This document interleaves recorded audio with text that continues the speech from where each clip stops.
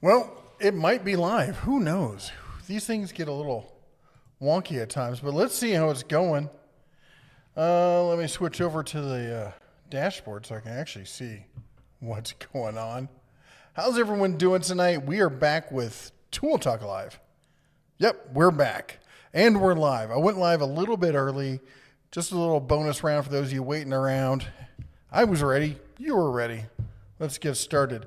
You'll have to forgive me tonight. I'm a little bit rusty. I've been out of practice here, but hopefully we are back. Hopefully we are 5x5 on the streaming. Let's see here. It says I'm live. I'm not getting any network data. That's weird. No network data. Anyway, let's look at stream health. Says I'm healthy. That's a good one. All right, let's go. Let's say hi to everyone. David's in the house. Jennifer's here. Lithgar81. Dustin's in the house. Charles. Let's see here. We got Scott's Life. Carter Bourne. Carter's in the house. How you doing, Carter? Jason Presser. David Corliss. Pat. Ralph. And Futon02 makes a presence here. I know we've been gone a long time, and I wholeheartedly apologize for that. We can blame Elon for that one. I don't hold a grudge. The system just wasn't working out for it. If you guys missed it, we had Starlink before, and it used to. When we first got it, it was fantastic, and it got worse and worse and worse and worse to the point where, downstream was fine. Downstream was perfectly usable, but the upstream I could get work done, but I couldn't do a live stream. It was just ugly. Here we go. Jamie Buck99 Super Chat. Is it just me, or is it hard to find deals nowadays? Jamie, I'll tell you what, first of the year can be difficult to find some deals. Everyone's basically, they're pushing back from the table and they're counting their numbers, and they got to figure out where they are financially for next year. A lot of people are worried about taxes and stuff like that, so they're trying to figure out what they can push back. So they're doing a whole lot of that stuff right now. I think that we're going to start seeing actually, if it goes like by other years, January is always a lean month. But we're still going to find the deals. We got a Harbor Freight sale, came out today. I'm going to have a video out for on Tuesday because we got deals of the week coming back on Monday. And I got some leads on some other sales that are going to happen. And we got the ramp up to Spring Black Friday, of course, which is going to happen April, I think, April-ish. We'll have to see. Gramute's in the house. How you doing, Gramute? GC Oma says, hey, from Omaha. Is it as cold there as it is here? Oh my gosh, it is so cold, and it's only supposed to get colder. It's, I think it's in the low teens right now, like 12 or 13 outside, and we're getting snow. Unfortunately, we're not getting enough snow, and I say that as somebody who's sitting on 2 more snow blowers I have to review. They called me up to like, any luck? I'm like, hey, no snow. It's been awesome for just getting around town, but if I don't get significant snow. We got about an inch right now. They had said an inch. They said 2 to 4 inches. Then they just issued a winter storm alert. They don't know what's going on. So we'll see when I wake up. It's supposed to go until 4 o'clock tomorrow morning. We'll see how that goes. Hopefully we'll get some snowblower stuff in. Carter Bourne for 7 months. Didn't think I've been a member or moderator for so long. Happy New Year. Love that you got your new place. Oh my gosh. So much room for projects. We're looking at 22 and change. Oh no, 28 and change, 22 and change, 9-foot ceilings, great little crossbeam going across. So this is going to be the studio space, and the other space is going to remain our shop space. So we have both spaces, and they're about a block apart. So I can just pop back and forth between them. Hopefully over the summer I can get the quad running, and I can just use the quad to go back and forth. But I am going to be bringing some tools and stuff over here. I think we're going to dedicate that corner to tools. Then we're going to do a podcast kind of setup, a more relaxed kind of setup over there. It's going to be like a lounge area, TV, drinks, all that kind of stuff. Then we're going to do a table talk kind of discussion thing over here. And then over there, which is where the garage door is, we're going to have more tools and stuff over that way.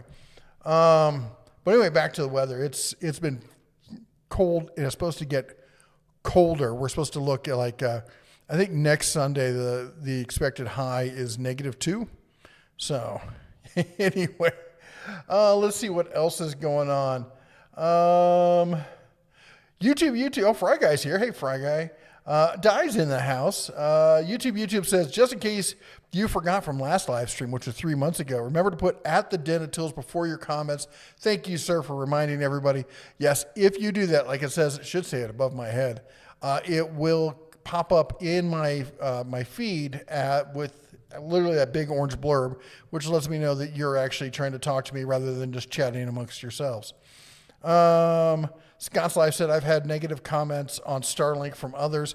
There's some areas, some people were responding like, hey, I'm in a congested area and I'm getting 300 or something down, which is great for you. But it's, I'm not in a congested area. And, in fact, I talked to a guy who, the Spectrum guy who installed my internet here. He's got Starlink out at his house because he's way outside of town. And he was saying that he gets about the same speeds I get. So I don't know if it's just this area in Montana. Maybe the satellite over us is faulty. I don't know. I don't think they're fixed positions, so that's not really an issue. Futon, it's been a minute. It has been a minute. Boy, I feel completely just out of sorts. Like I'm just starting over the whole YouTube thing again. Although I should take a moment and thank all of you for the 250,000 subscribers mark. That is just insane. When we hit 100,000, the whole, you get your first play button and stuff. And of course, you don't get your next one to 1 million. When I hit 100, I thought, a lot of people think, well, that means that you've made it. And for me, that tells me that you've just finally established yourself. It's like getting a college degree at that point. It's like, okay, I understand how this stuff works. Now I actually have to do it. Now I feel more like a journeyman at 250 subs. Like, okay, we've got this. We know how to do this. We're going to keep churning this out. Hopefully one day we'll hit 1 million. We'll see. It'd be cool to get the second play button, but my goal has never been subs or anything like that. It's been the community. And as long as we're having a good time here and everyone's happy, that's my takeaway. That's what I want. Let's see here. Neil, $10 super check. Glad to hear you're back. Almost as glad to see you as I am to see my new box, but it's still on order. Oh, I've heard the boxes are taking a while. They're just, a lot of people are pissed at Harbor Freight. I'm like, I'm sorry. They launched a brand new product and everybody and their brother wants one. And these aren't just like cell phones they're shipping. These are giant boxes. It's going to take a while. He says, blessings to a great new year to you and your family. Neil, thank you so much. I truly do feel blessed, and thank God each and every night for the family I have and for you all for being part of that extended family here on the old YouTubes. Scott's got 8 to 10 inches of snow last night. I am so jealous, which I can't believe I'm saying because I thought I'd never. This is, for those of you who don't know, I grew up in Iowa. And Iowa, Nebraska, a little bouncing back and forth a couple of times. And so I grew up around snow. And, as a kid, snow is awesome. As an adult, I did not care for it nearly as much. Trying to get to work, trying to get your car, especially young and poor and trying to get, your beater car to get to work. Oh, I hated it all so much. And finally, I was in I think it was I 30? In my early 30s, I can't remember how old I was when I moved out to the West Coast. And I was to a point where I'm like, I can't take this anymore. I'm going to go nuts. The whole .com thing went off, and I went out to, I was doing network stuff, and I went out to Silicon Valley in San Francisco and was working out there, and I thought, oh, I'm never going to do winter again. 23 years later, I'm back doing winter full time. Oh, my gosh. Let's see here. Where was I here? I don't want to miss any of these here. Grimmy says I don't always get the notifications. Yeah, YouTube is weird, man. It sometimes there's, they're like, oh, it does everything it's supposed to do. There's no rhyme or reason, at least not that they tell us. YouTube says, what a way to end the weekend with the Den of Tools. Yeah, I really miss this, sitting down with you all and doing this. I hope we can continue doing it. The missus will be here. She, of course, the youngest is at Awana's, So once he's done with that, she's going to pick him up, and then she's going to swing by. She's super excited.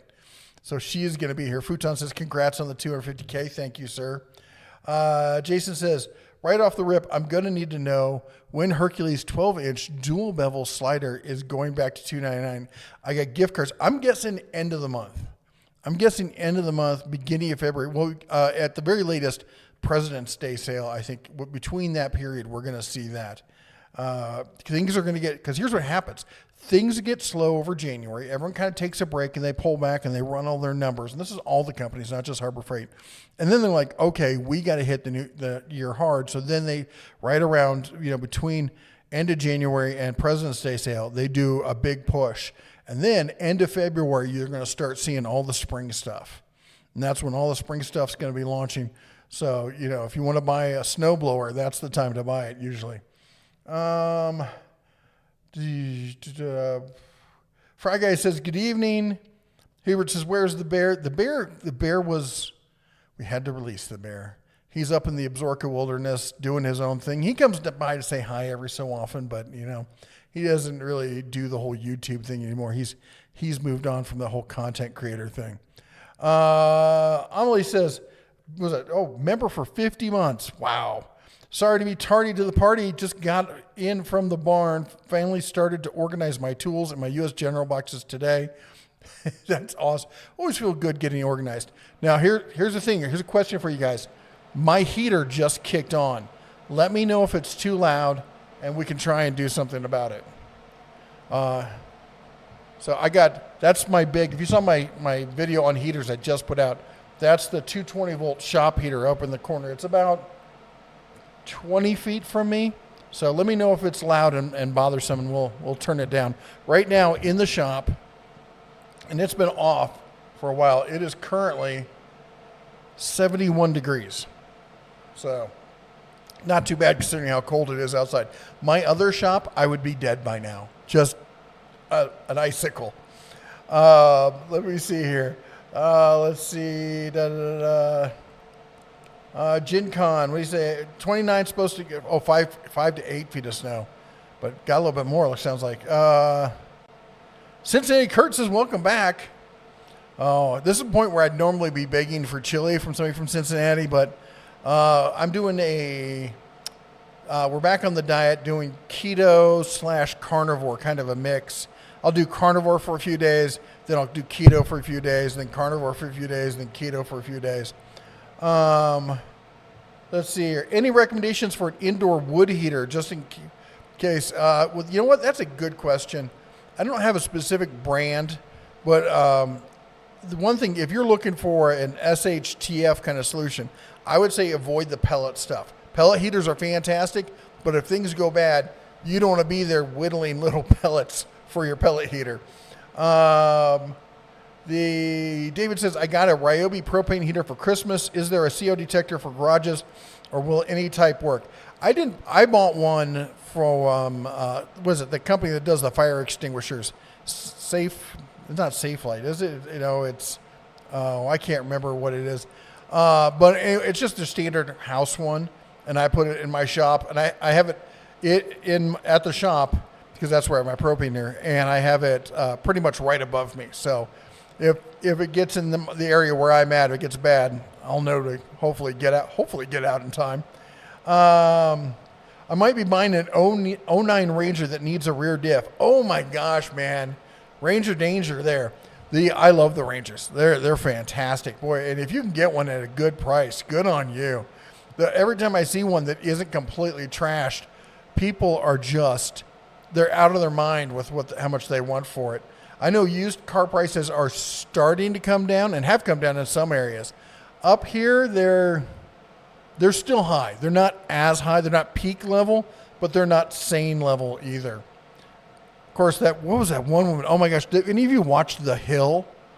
And one of their reporters sat there and said that car thefts are up because people need to go and buy groceries. I just sat there. I'm like, how is this? And the person who said it has a master's from Brown in public administration, which kind of just makes me wonder, what the heck are they teaching over there? Anyway, public administration, sorry. Did everyone hear that California has outlawed gas mowers and lawn-related equipment? Yeah, we covered that here. And they haven't completely. It was 2-stroke. If it's a 4-stroke, I think you're still good. It's going to be a phased kind of thing. I got a whole video on it. It talks about everything. I think it's called California Nukes Gas Mowers or Gas Engines. Anyway, you can go check it out. Zaf says, need a skid steer to remove the snowblowers they sell for this.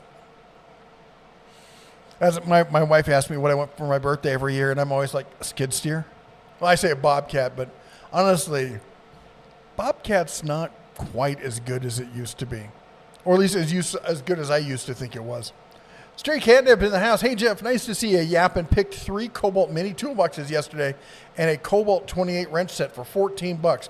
Holy cow. Any chance you will have a promo code for Tough Built new stuff?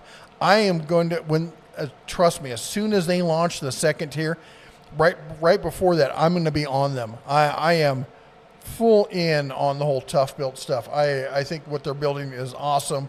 In fact, I need to get one of those tables for up here. I've got one at the RV, and I love it, and I need to get another one. Should I use an 18 gauge or 16 gauge nail gun to build a new dresser? Well, here's the deal. It depends on how you're building it. If you're going to use smaller nails, if you're going to like add dowels and wood glue, and you're just using the nails to hold it in place, you're going to want to use bigger nails if that's really going to be part of the construction process. Always use the smallest nail you can. It's also going to vary depending on the kind of wood you have, because you don't want to split the wood. But, my belief has always been that, good nails and good construction when it comes to furniture outweigh any kind of nails. And the nails are just there to get it to set up. In fact, you can even avoid it and do the glue, CA glue, aka super glue. So you do a strip of wood glue, then a small patch of CA glue, then a strip of wood glue, small patch of CA glue, and then another strip of wood glue. And it has almost the same effect as a brad nail. Just putting it out there. I don't know if it's going to work for your project, but just something to consider. Aramis Industries, first time here, long time follower. Happy New Year to you. Tower Hand says, that was the one I just read. I'm back to doing that. Just started wood turning fry says, and they found out Bauer makes a good chisel and chucks. Good chisels. Bauer? They have Bauer chisels now? I'm going to have to take a look at those. I have been out of the loop. Let me tell you, since before Thanksgiving, it was one thing after another. And apparently I got there. At first they thought it was RSV, and then they're like, oh, it's that mystery flu that's going around. And a friend of ours, a close friend in Vegas, she just got it. In fact, we hadn't heard from her. She kind of disappeared. 3 weeks later, she's like, I have it, and I feel like I'm going to die. My youngest, he got it, and he was like, this is so much worse than COVID. It's terrible. So I'm still recovering. You could probably hear it in my voice. I'm still not 100%, but I have been so out of it and missing so much. Then we had family in town. We had all that stuff happen. So we're gonna get around to it. We'll get caught up. That's January, is getting caught up and getting moved in and getting set up here. Dr. Falcon says, I was in Iowa last year, loved it. I got back to Iowa last year, and it was awesome. I got to take my family to the Iowa State Fair, and it was just as hot as I remember, but we had a fantastic time. Mater's in the house. Bear came out of hibernation. That's true. It had to happen at some point, right? I feel so happy having real internet again. I've been uploading these past few videos, and it's like the video gets uploaded before I can finish like doing the thumbnail. So I have to sit there and wait. It feels like I'm wasting time. Let's see here.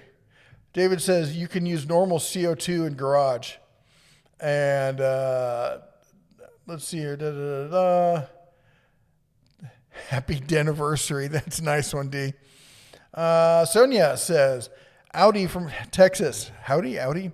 What would you recommend, or would you even recommend what brand cheap purchases for a sawmill? I am not an expert on sawmills. The only sawmills I've played around with in person are the Harbor Freight ones. And they are definitely the kind of thing where it takes a lot of finicking with little bits to get it dialed in, to get it cut right. But once it does a pretty good job of it, especially for the money. That said, I've seen some of the bigger sawmills on YouTube and watching people get them, and they seem to have a lot of finicky stuff to them as well. I can't recommend a sawmill. I'm just not the person to do it. There's a couple girls who run a sawmill over in Pennsylvania, and I can't remember the name of them. The main girl has like super bright red hair. If you stumble across them, go check them out. Maybe ask them, because they're definitely the sawmill types. The barely knows the heater. Awesome, thanks. It says there, but it's not bad. Well, great. Then that means I might actually be able to stay a little bit warm in here today. Voice to text. I'll tell you what, Sonia, I have an iPhone. I switched to iPhones about a year or two ago. I hate the voice to text on Apple. Apple does all this great software stuff, but they can't come close to the voice to text that you get from Android. And my iPhone constantly just saying random stuff. I'm like, I didn't even say anything close to that. The A. Johnson says, I'm in the market for a rolling workbench. Are those about to go on sale soon? Maybe I would guess, again, the big sales are going to start happening around the end of the month. I would see those in February. It depends on which one you're looking for. When you say rolling workbench, are you talking about like the 9-drawer tool cabinet kind of rolling workbench? Or are you talking like the Husky, where it kind of looks like a desk and it can raise and lower kind of workbench? Which, by the way, those things are fantastic. I had one, and my son stole it, and he now uses it as his desk in his room. I was thinking about getting another one. I don't know. I might end up getting another, because I like being able to vary the height on them. But I got so many plans for how to build this out, but I'm already thinking I need like twice the space, which is sad. It's like I'm like one of those fish you put into an aquarium, and I can acquire as many tools and equipment to fill that space. Doesn't matter how big it is, I can fill it. The safety first. Oh, safety always, man. Martin says, thanks for all you do. Your channel helped me so much. I now have a terrific functional workshop, in large part because of your content. That's awesome. That makes me feel really good. That's what we're trying to do here, is help people get, good tools and find the right tools that they need. And that's kind of why we started doing this. So thanks a lot. And Silo says, Kitty does fire extinguishers. I have a CO alarm and smoke detector built into one, but I hear they only last 7 years. I need a replacement. I think that's what I've got. No, I think it's First Alert. I don't know. I'll take a look at it and post something on the community board this week about which one I have, but I think it's one of the combination CO fire alarm ones. The Jess says, welcome back. Thank you. Mrs. Barrett, she's picking up the youngest from Awana's, and she will be back here shortly. Hold on, I got to wet the old whistle here with my Senex cup. And it's one of those brands, and if you saw my video on it, I really like the people. The people in the U.S. branch, great people, and honest, and just completely open, and they're making a really decent product. But corporate has it priced like it's 5th gen Milwaukee stuff, when it's almost Hercules level. And I mean, don't get me wrong, I like Hercules, but I wouldn't pay Hercules price or 5th gen Milwaukee prices for Hercules. And although now it has that one has a 5-year warranty too. Anyway, but the other fact of the matter is They don't have any other tools. They've got like a handful, like 5 or 6, maybe 7 tools, and that's it. And you can't sit there and say, hey, for the combo kit drill driver with batteries, I'm going to charge you $200, and you don't get all but 3 or 4 other tools. No one's going to do it. And I keep telling them this, and it sucks having to tell people like, hey, this is a great tool, but I can't recommend it because there's just not enough there. Brad says 2.3 5-speed 2-wheel drive. Oh, this is the Ranger. 2-wheel drive, single cab, 7-foot box, $1,000 Canadian. Oh, it's play money. That's awesome. Kid, we were up in Canada last year. I'm like, this stuff is plastic. Needs wheels in the box, but I've got panels, and still, I mean, for $1,000, as long as the frame's in good shape and the cab's in good shape, I could put a different box on it or something. Maybe go flatbed with it. That would be awesome. Neil says, anyone got any ideas for roughly 4x4 welding tables? Build Pro is nice, but balancing if I go on a table or a new used milling machine. Oh, wow. I've not looked into welding tables that size. That's a pretty decent size welding table. At that point, you might want to look at like real fixture tables, and you're going to be, if you're looking to get a milling machine, you're probably going to be in that price range anyway. But no, I don't have a suggestion for that. GJ says, I got a 20-volt Porter cable. Wife wanted a Ryobi set. I got extra batteries. What do you think of the adapters from Porter cable batteries to Ryobi? The adapters, in my take on the adapters is they should only really be used for outlier situations. I would not use them as daily driver kind of things. Plus, they make the tool bigger. I'll be honest, I would have gone with the Ryobi for everything. Porter cable they're just an unloved brand by Stanley Black & Decker. They were their mid-tier brand that was supposed to compete with Ryobi. And they never came close in performance. Not Ryobi, with Rigid. And they never came close in performance. And then Ryobi upped their game and were equally beating Porter cable. And Stanley Black & Decker is like, screw it. We're gonna buy Craftsman and go all in on Craftsman. And then, they were thinking about getting rid of Porter cable, and then Tractor Supply said, we'll take them. They've come out with, I think, 2 or 3 new tools in the last 3 years. And that's just not acceptable. And and I'm not trying to bash the tools. The tools are acceptable. They do the job, that kind of stuff. They're not bad tools, but it's Stanley Black & Decker's just all but abandoned them at this point. Dr. Fox says, I picked up it was a 2019 Chrysler 300 for $17,000. Had 31,000 miles on it, pushing 40K. Now, great car. I have a soft spot for the 300s. They're good looking. I just saw one today, and I had to chuckle because we're in the middle of a snowstorm, and it is slippery out there. And this Chrysler 300 is tooling around town, and I'm like, that is a ditch. That's a car in search of a ditch. But anyway, they're if I was down in Vegas again, I wouldn't mind having one. They're good looking. Although I can't do cars anymore. My knees are so shot. That's why I ended up giving the BMW to Duncan. Pickup trucks, vans, and SUVs. That's my lot in life. I'm not getting down into one of those vehicles ever again. David says, I asked you this last year, and I asked you a tool brand that goes forward and the tool brand that goes backwards. I'm guessing you're asking like who's going to be the brand that's going to really go and take it versus a brand that's going backwards.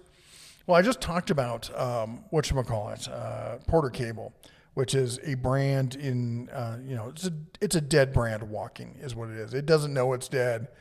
They're going to take it out behind the barn here at some point and do the old Yeller treatment to it. But the brand that has taken a step back right now is Flex. Flex came out strong. They ended the year strong, but there were rumors about ooze coming out of boxes in store. And suddenly all the stuff is off shelves. Ton of stuff's gotten pulled. I've reached out for comment. I've not heard back. I'm not surprised. I've got two types of people there to talk to, and the person they gave me to talk to for the miscellaneous stuff just ignores me. I don't know what's going on with her, but I'm like, gee, thanks. This is awesome contact here. I just bypass her anytime, usually. But point is that they've definitely recalled stuff. Now, a lot of people are like, well, are they going to issue a recall? My understanding is there's a chemical treatment. Somebody said it was varnish. I don't know. That seems kind of old school to use varnish on a circuit board. But there's something that in the right conditions is liquefying and oozing out. It's not something that's super dangerous and anything. But if you have one of these products and that happens, you get a lifetime warranty. So, because it's a case where it's not happening to everything. So I think they've pulled the stuff off. They're going to fix it, put it back. But still, it's not good. And the fact that they're not talking about it kind of lets people run rampant with rumors. I don't think it's a great call to do. The brand going forward, I can't say DeWalt because they've already made it big push the last 2 years. They were asleep at the wheel and suddenly they woke up and are like, we're going for first place. It's funny, Skill just came out with a track saw, but I still don't see them pushing that brand that big. The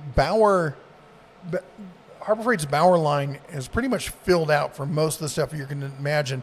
The only thing that I can see them coming out with is like weird accessories like Ryobi. Like they just released a Dremel, which is cool, but I don't think it's going to be like truly establishing the brand at that point. They're just adding, content, if you would.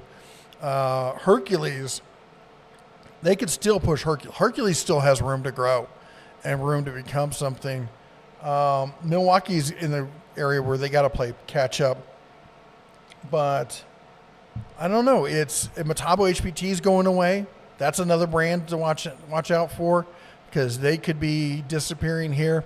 I think they're getting kicked out of Lowe's, which was one of their big brick and mortars.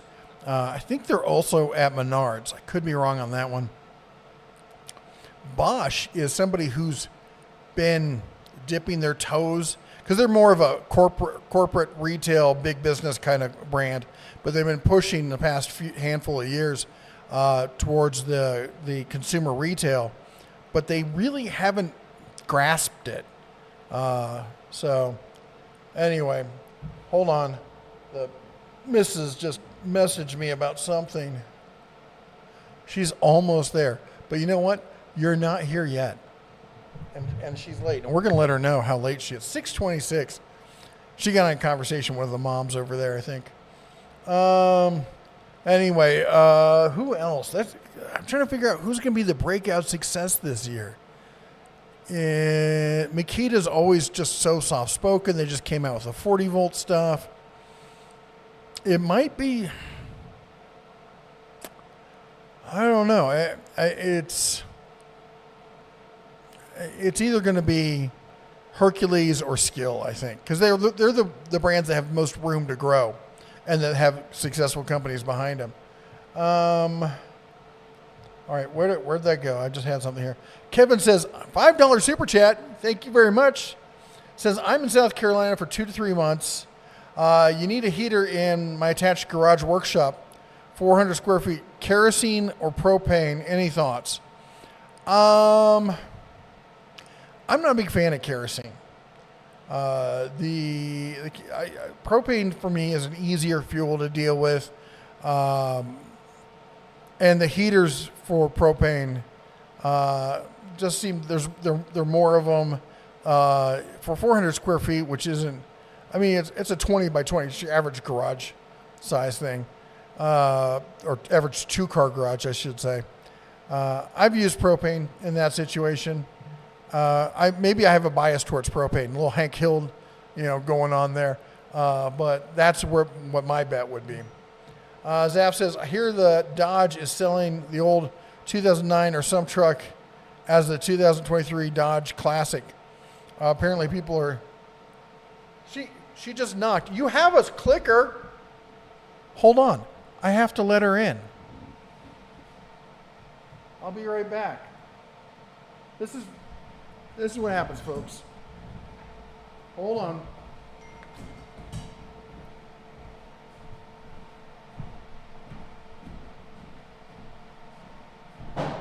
I'm working on it, lady.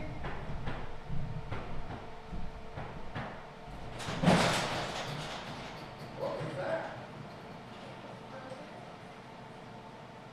You have a clicker. I know, and I say I'm not reading that. It's a good stuff.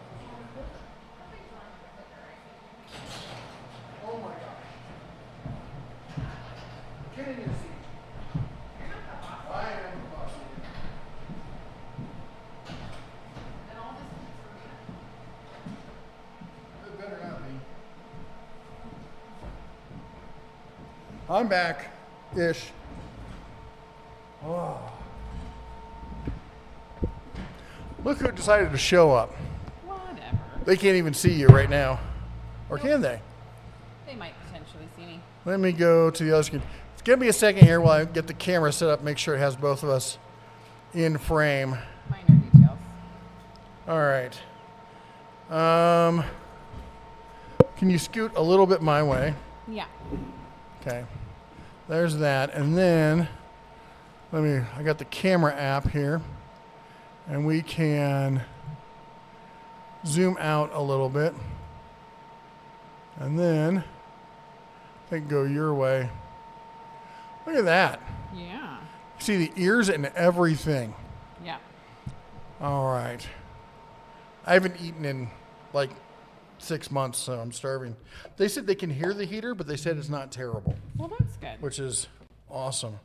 This is adorable. I got like a little... Oh my gosh. You just... What's wrong with you? This is why we can't. I just bought this shop, and you're already wrecking stuff. Can you believe this? This is why I can't have nice things. That's true. Now you got to set it on the thing there. No, not on the pole. So you can knock it over again. And give it a little wiggle. Not that kind of wiggle. Oh my gosh, woman. There you go. The power supply. For some reason, the plug is super loose in it. So you have to get it just right. Oh my gosh. Pardon me while I chew. I'm starving. All right. I'm back, potentially to not wreck everything again. Sir, we're back. There we go. Excuse me. Zaf, we're talking about the Dodge. They've actually been doing that for a couple years. Ever since the Gen 5 came out, they kept the classic. We have the only dealer, the new car dealer in town is a Chrysler Dodge dealer. And they don't sell any Chryslers. All they sell is Jeep and Dodge. I've never seen a Chrysler. Have you seen a Chrysler there? I feel like I've seen like 2. And it was probably like somebody traded it in. I've never even seen a Dodge car there. Everything's a truck. Are we at the highlight? Or an SUV. Question, just so I know what's going on. We are right here. Okay. Where's the dog? Dog's at home. I did think about bringing her, but we're still getting everything set up. And clearly I can like knock things over all by myself. Yeah. I got to get the gaffer's tape so I can tape down some of the stuff so she won't rip out. Because she will. She gets super excited and loses her mind. And her giddy up gets away from her. Mo Power says, I was in Lowe's yesterday and they had one of the tough belt drawers and the worktop. They had the drawers. Oh, I'm going to have to reach out to them. They jumped the gun there. That would be awesome. Apparently I need a mic. Do we know if my mic's working? Yeah, just turn the power on. There you go. I'm not the technical one. Talk now. Hello. Welcome to the Den of Tools, You where get- sometimes I can talk in a microphone. These are the kind of mics you have to be eating the mic. I don't see where I would know. I also got you a fork out of my purse, which is what I So was. right there on the scarlet, when you talk, you see that little green ring? Yeah. There you Okay. go. If it goes I'm red, with you're ya. talking too loud. That will never Thank happen. you, Didiz. Somebody said something about electric chisels. Basically, that's an SDS rotary hammer is the closest you're going to get to something like that. Hello. I thought you were going to say something. No, Oh. They've been waiting for you. I'm here. Jump in and read some stuff while I I'm chew. knocking stuff over. Where are we? Anywhere you want to be. I'm looking electric. Okay. There you go. Really? Yep. Really? That's what we're doing now? I wouldn't lie to you. You 100% would. You're going to stab me now. I am going to try to stab you. Utensils, I get to be like civilized.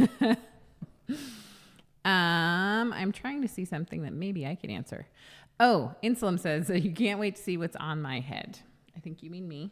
And it is Minnie Mouse ears, which I have a really bad habit of putting on to like get ready for this evening and then forgetting that I'm wearing them. And then I can't figure out why people are looking at me weird in public. Most of the time it's like smiles, like lots of smiles, which I think is great. But then sometimes you'll get someone that just looks at you like you've completely lost your mind. So, yep. Looks like you guys are talking to each other. Thanks for the videos about the U.S. General. 3 boxes. Wife granted the PO so I could get one for Christmas. Now to get it fitted out. Awesome. Nice. Congratulations, Trevor. That is awesome. Neil F. says, I've welded some on a wood mixer. It's amazing machine. Obviously, that's something that happened before I came Wood here. miser. Oh, with a Z. Okay. Typo. No problem. Scott says, I'm debating whether to get a Flex stack pack or a Tough Belt stack tech. I do have Flex tools, so I'm leaning that way only because I have Flex power tools. Thoughts? Well, I'm trying to visualize the ones that we have in the shop. Well, those are Stack Tech by Tough Built. Here's the thing. Here's a question for you. I get that you have the Flex tools, but is there anything specific about the Flex boxes that give you a benefit by having Flex tools? If there is, I haven't seen it, but I mean, why not get what works best for you? I've seen the Flex Stack stuff, and it's good. It is good. But what I've seen for the roadmap for what's coming out with Tough Built, there's no way I wouldn't go that way. So, Sonia says, at the Den of Tools, thank you so much. I appreciate the help. You are welcome, Sonia. I didn't help you, but I'm glad we could help you. Louis says, at the Den of Tools, do you have an inside on if Bauer will bring out the electric 20-volt ratchet? Thank you all for all that you do. yes, I do. That was super helpful. Just in case you wanted to know, like, insight into a moment in my life, that was it. I'll ask her how she's like, yes, I do. I'm like, that's not a helpful answer at all. Thank you very much. Anytime soon. They've already printed out the cards for in the store. So, I mean, it should be launching imminently. Zapiel says, Lumber Capital Log Yards. That's it. Is what I think Jeff is talking about. And then you inserted a link. Thank you so much, Zap. I hope that you are having a great night. Awesome. Thanks for helping out. At the Den of Tools, just put your hands over the PC fans. Nice. Inslim says, it is my understand that voices for voice to text are recorded and saved by Google. I'm sure they probably sell that too. Probably. No, come on. We were all talking about cruises the other day. We turn on YouTube, and the first ad I get is for an Alaskan cruise. Yes, and then I saw some cruise things. So They're not listening at all. yeah. Homily 665. Hey, I hope that you had a super awesome Christmas. Thank you for joining us tonight. Says, as a Southern gentleman, I haven't found a voice to text that works well with me. Works well for me. I understand that. Yeah.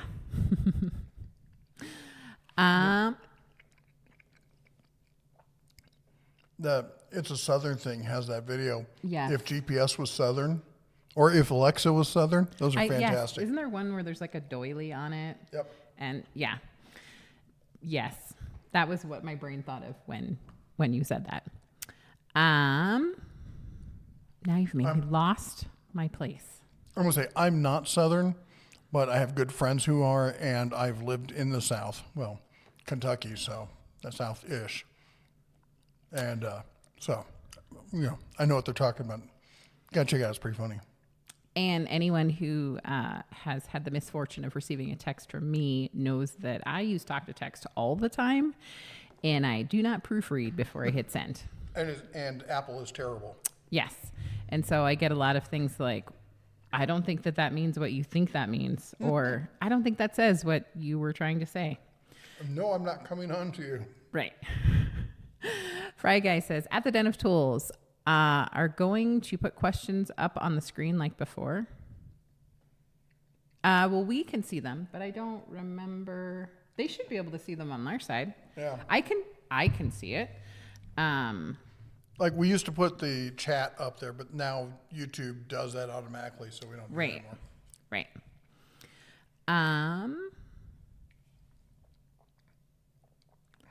Gramute, you're still in Miami?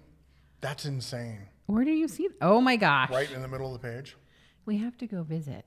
I mean, clearly we have to go to Miami. We do. Actually, I've been saying that. Yeah. Because it's maybe for next weekend, because it's going to be hella cold here. Yeah. We'd probably have to go through Denver, and then we'd never make it there. You could end up in the abyss. Yep. They'd be like, how was your vacation? It was great. We spent the entire time in the Denver airport. We never got to our destination. That has happened to us before. Yep. Sonia says, at the Den of Tools, wouldn't that make us tool hoarders? I know I am, and the girls get a lot of thrift around here. Forklifts and tools. I am unapologetically a tool hoarder. There's not a lot I hoard. The rest of my life, He said hoarder. I know it sounded different, but he said hoarder. I swear. Depends how much money you have. Family channel. Yeah. But everything else in my life, I'm pretty much a minimalist. Like, I don't need to keep most stuff. But when it comes to tools, I'm like, I will have a use for that. Yep. Wow, that is loud. Jimmy, Make It Work says, no pink cup. I'm assuming you mean the pink cup that I always have. Yeah, your pink leopard cup. You skip GSIN 1. Where? Right in the middle where the cursor is. You never have enough space, tools, or clamps. I agree with that statement. Zafil says, just keep a parrot in the garage as a CO2 detector. Nice. I hate parrots. That's not happening. Insulin says, your kids go to Awana. I went to Awana Cubbies when I was like 3 or 4. Yes, our kiddos go to Awana. Killington 110 says, did you see the Stanley Cup hysteria? Yes, it's redonkulous. I do think it's pretty amazing what they did for the brand. Don't pretend. Where is it? It's not. I received one as a gift for Christmas. You say that like I'm like hiding it from the public. It is redonkulous, but I have to say now that I have one, I kind of understand. I'm not going to go out and have like 57 of them. I have one, and I'm cool with one. But I think it's pretty amazing what it did for Stanley as a brand. Oh, yeah. And apparently it's like bananas for like the Valentine's Day ones right now. And I don't keep up with that, but. Oh, and just to be clear for those of you, since this is a tool channel, that Stanley and Stanley Black & Decker are completely different companies. Yes. They're not related. Yeah. It's the green thermos Stanley. Yes. That's how I remember it.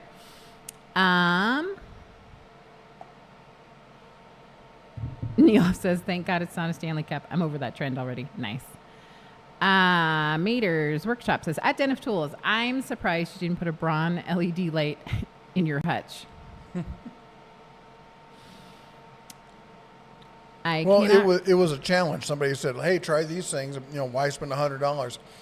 I'll be honest, I would go with the Icon light just for ease of use, convenience, better lighting, all of that. But for $20, they're not. I got other uses for those things, that's for sure.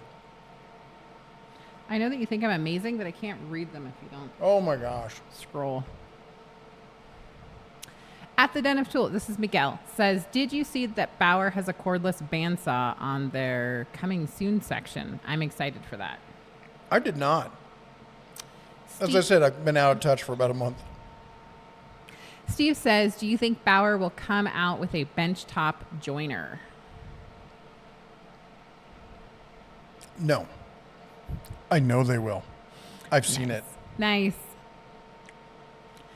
Scott's Life says, at the Den of Tools, have you heard of channels getting long-term loans of things like tractors, skid steers, or mills? Any idea how that works? Yes.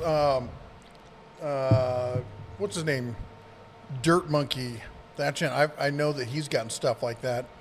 And I've heard of like people getting excavators for long-term loans and stuff like that.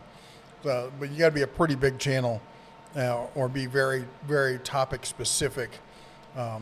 So it does happen. It's probably something not going to happen here. It'd be cool, but I don't know what I'd do with it. But want to go back to the Bauer thing. I did, in fact, see, I got leaked information and was planning to distribute it when I got sick for the last time. But I have seen pictures and SKUs and information on a Bauer joiner. Yeah. No more sickness. Knock on wood. I'm just not going to go out in public anymore is what that's going to be. Yeah. I don't know why. I just thought of like when the internet was like new and people were like, didn't have everything delivered. And there was like one or two people who like, I vow to live in my house for a year. And like, live off the internet? Right. And I don't know why that made me think of that, but it did. Anyways, I'm old. Yes, I know. I can get Taco Bell delivered to my house now. I can have it probably delivered here. Probably. Just take a picture. Taco Bell, the Power Bowls they have, I customize it. I'd like do this complete. You have to do it on the app. If you try to do it in person, they will get it wrong. But if you delete the rice and the tomatoes, double up on the meat, the beans, believe it or not, most people think like the beans are super high carbs. The beans they use are pretty low carb. So you can actually turn it into a keto bowl that's pretty filling and doesn't taste horrible. So that's kind of been like my emergency go-to food when I forget to plan. Yep. Brett says, at the Den of Tools, I won an 87 to 91 F-250, but I got to play the game of buy 3 cheap. What? Smack my husband for I thought you were things. reading off your phone. I was, but then I was. Oh my gosh. Got to play the game of buy 3 cheap trucks and flip them to afford the one I want first. I totally understand that. Oh, I've been there. I've so been there. We're kind of, yeah. And I'm getting to the point the missus and I made the decision that we're going to try and set our kids up with not brand new cars. I'm not getting brand new cars, but solid, reliable, long-running used cars when they get to that point where they truly need one. And a lot of people can say, well, I wouldn't do that or I wouldn't do this. So we want our kids. For me, one of the things that really held me back was I got no help when I was going out on my own, and I got into a lot of issues with vehicles because I was not a mechanic. I had I taught myself almost everything that I know. And let's be honest, I think most of us know how to fix it because we broke it. Because it broke, and had no idea how to fix it and couldn't didn't have any money. afford it to fix it, or to take it in and get it fixed. Mm-hmm. But I eventually got to a situation where I had to buy a car on credit, and after that, once you buy the car on credit to get to the job, now you have to have the job to pay the car. Yep. And then, then when that car dies, you have to get another car on credit, and then you have to get the better job to pay for it. And it was this situation, this loop I couldn't get out of. And I ended up taking a bunch of jobs that I should have probably passed on because I had to make car payments. And we just don't want to see our kids get trapped in that loop with loans and stuff like that. Well, and it's like we always say, money affords you options and choices. Yeah. And so, we just want to, have them start out not being in debt. It's so hard to get out of. Jimmy Making It Work says, just need a logo covering that outlet. Stands out a lot. Ha ha ha. I agree. I absolutely agree. I have one on order. I got one of those 3 sectional prints. It's an acoustic kind of thing, and it's got our logo on it, and it's going to go up right behind us there. So it'll help with the acoustics, and will cover that terrible socket. So options there. Scott Hayden says, I have a 96 Dodge Intrepid with only 87,000 miles. Runs great, gas, faded paint. I got it for $1,500. It's the perfect beater and actually been quite reliable. I think that that's what everyone is hoping for. Mm-hmm. You know, my first car was $150. I'm fairly certain that like 82% of it might have been rust, but it worked for what I needed. Yeah, my first car was $300. It was entirely rust, and it did not work for what it was needed. The Intrepid, that was the old cab forward designs. Not cab forward, but what do they call it? Wheels forward or something, where they stretch the wheelbase out, same length, but put the wheels out closer to the corners to give more room for the cabin area. It was a cool design. I liked those cars. They were pretty nice. Sizzleneck got his Tough Built table for $69.79 on clearance. Oh, I got to check to see if they got any more of those. Anyway, go ahead. I'm feeling short, like I'm funny. Scott says, has faded paint. I think we've all been there. Oh, yeah. I'm a huge fan. Like if it works, if it's functional, I don't need it to be beautiful. Well, have you guys seen our blue truck? Talk about faded paint. Do not talk about my baby like that. In fact, it's getting a rust spot on top. I need to sand that down and clear coat it. Yeah, 100%. Sounds like a project. Dr. Falcon says, my mom-in-law has a 96 Concord. Same thing as an Intrepid. Yep. It was the best snow car ever. Yep. Really? That's interesting. 204. Oh, crud. I have not thumbs up. Thank you, Neil. Really? I was driving children. Not just the usual, like crazy. I was driving them places that were useful. Okay. Hold on. Now you're going to make me all confused. Insult Investor says that they hate parrots too, and roosters. I don't have a problem with roosters. I don't know, though. They are a little cocky. But okay. They are kind of loud and obnoxious. They're loud and obnoxious. Sometimes. I don't have a lot of parrot experience, but I probably wouldn't like them either. Inslam says, what's the big deal about the Target Stanley tool cups? So it's the Stanley. I think we covered it already. I think somebody else mentioned it. Sounds like Mama Bear is hiding it to keep it from getting stolen. Yeah. My Stanley cup. The only person who's going to steal it is her mini-me. Who now has her own. So if they... She does? Yeah. Oh, she got the black one. Yeah. I'm like, where have you been? I had to go to Murdoch's like 2 days after Christmas. Shout out to Murdoch's. We love you. Inslam says, at the Den of Tools, I like when the Detroit Red Wings won the Stanley Cup.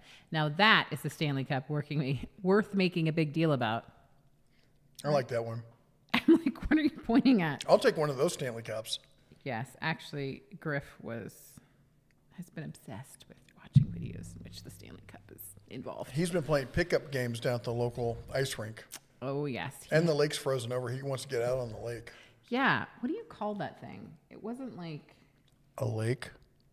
It's not a lake, technically. It's a lagoon.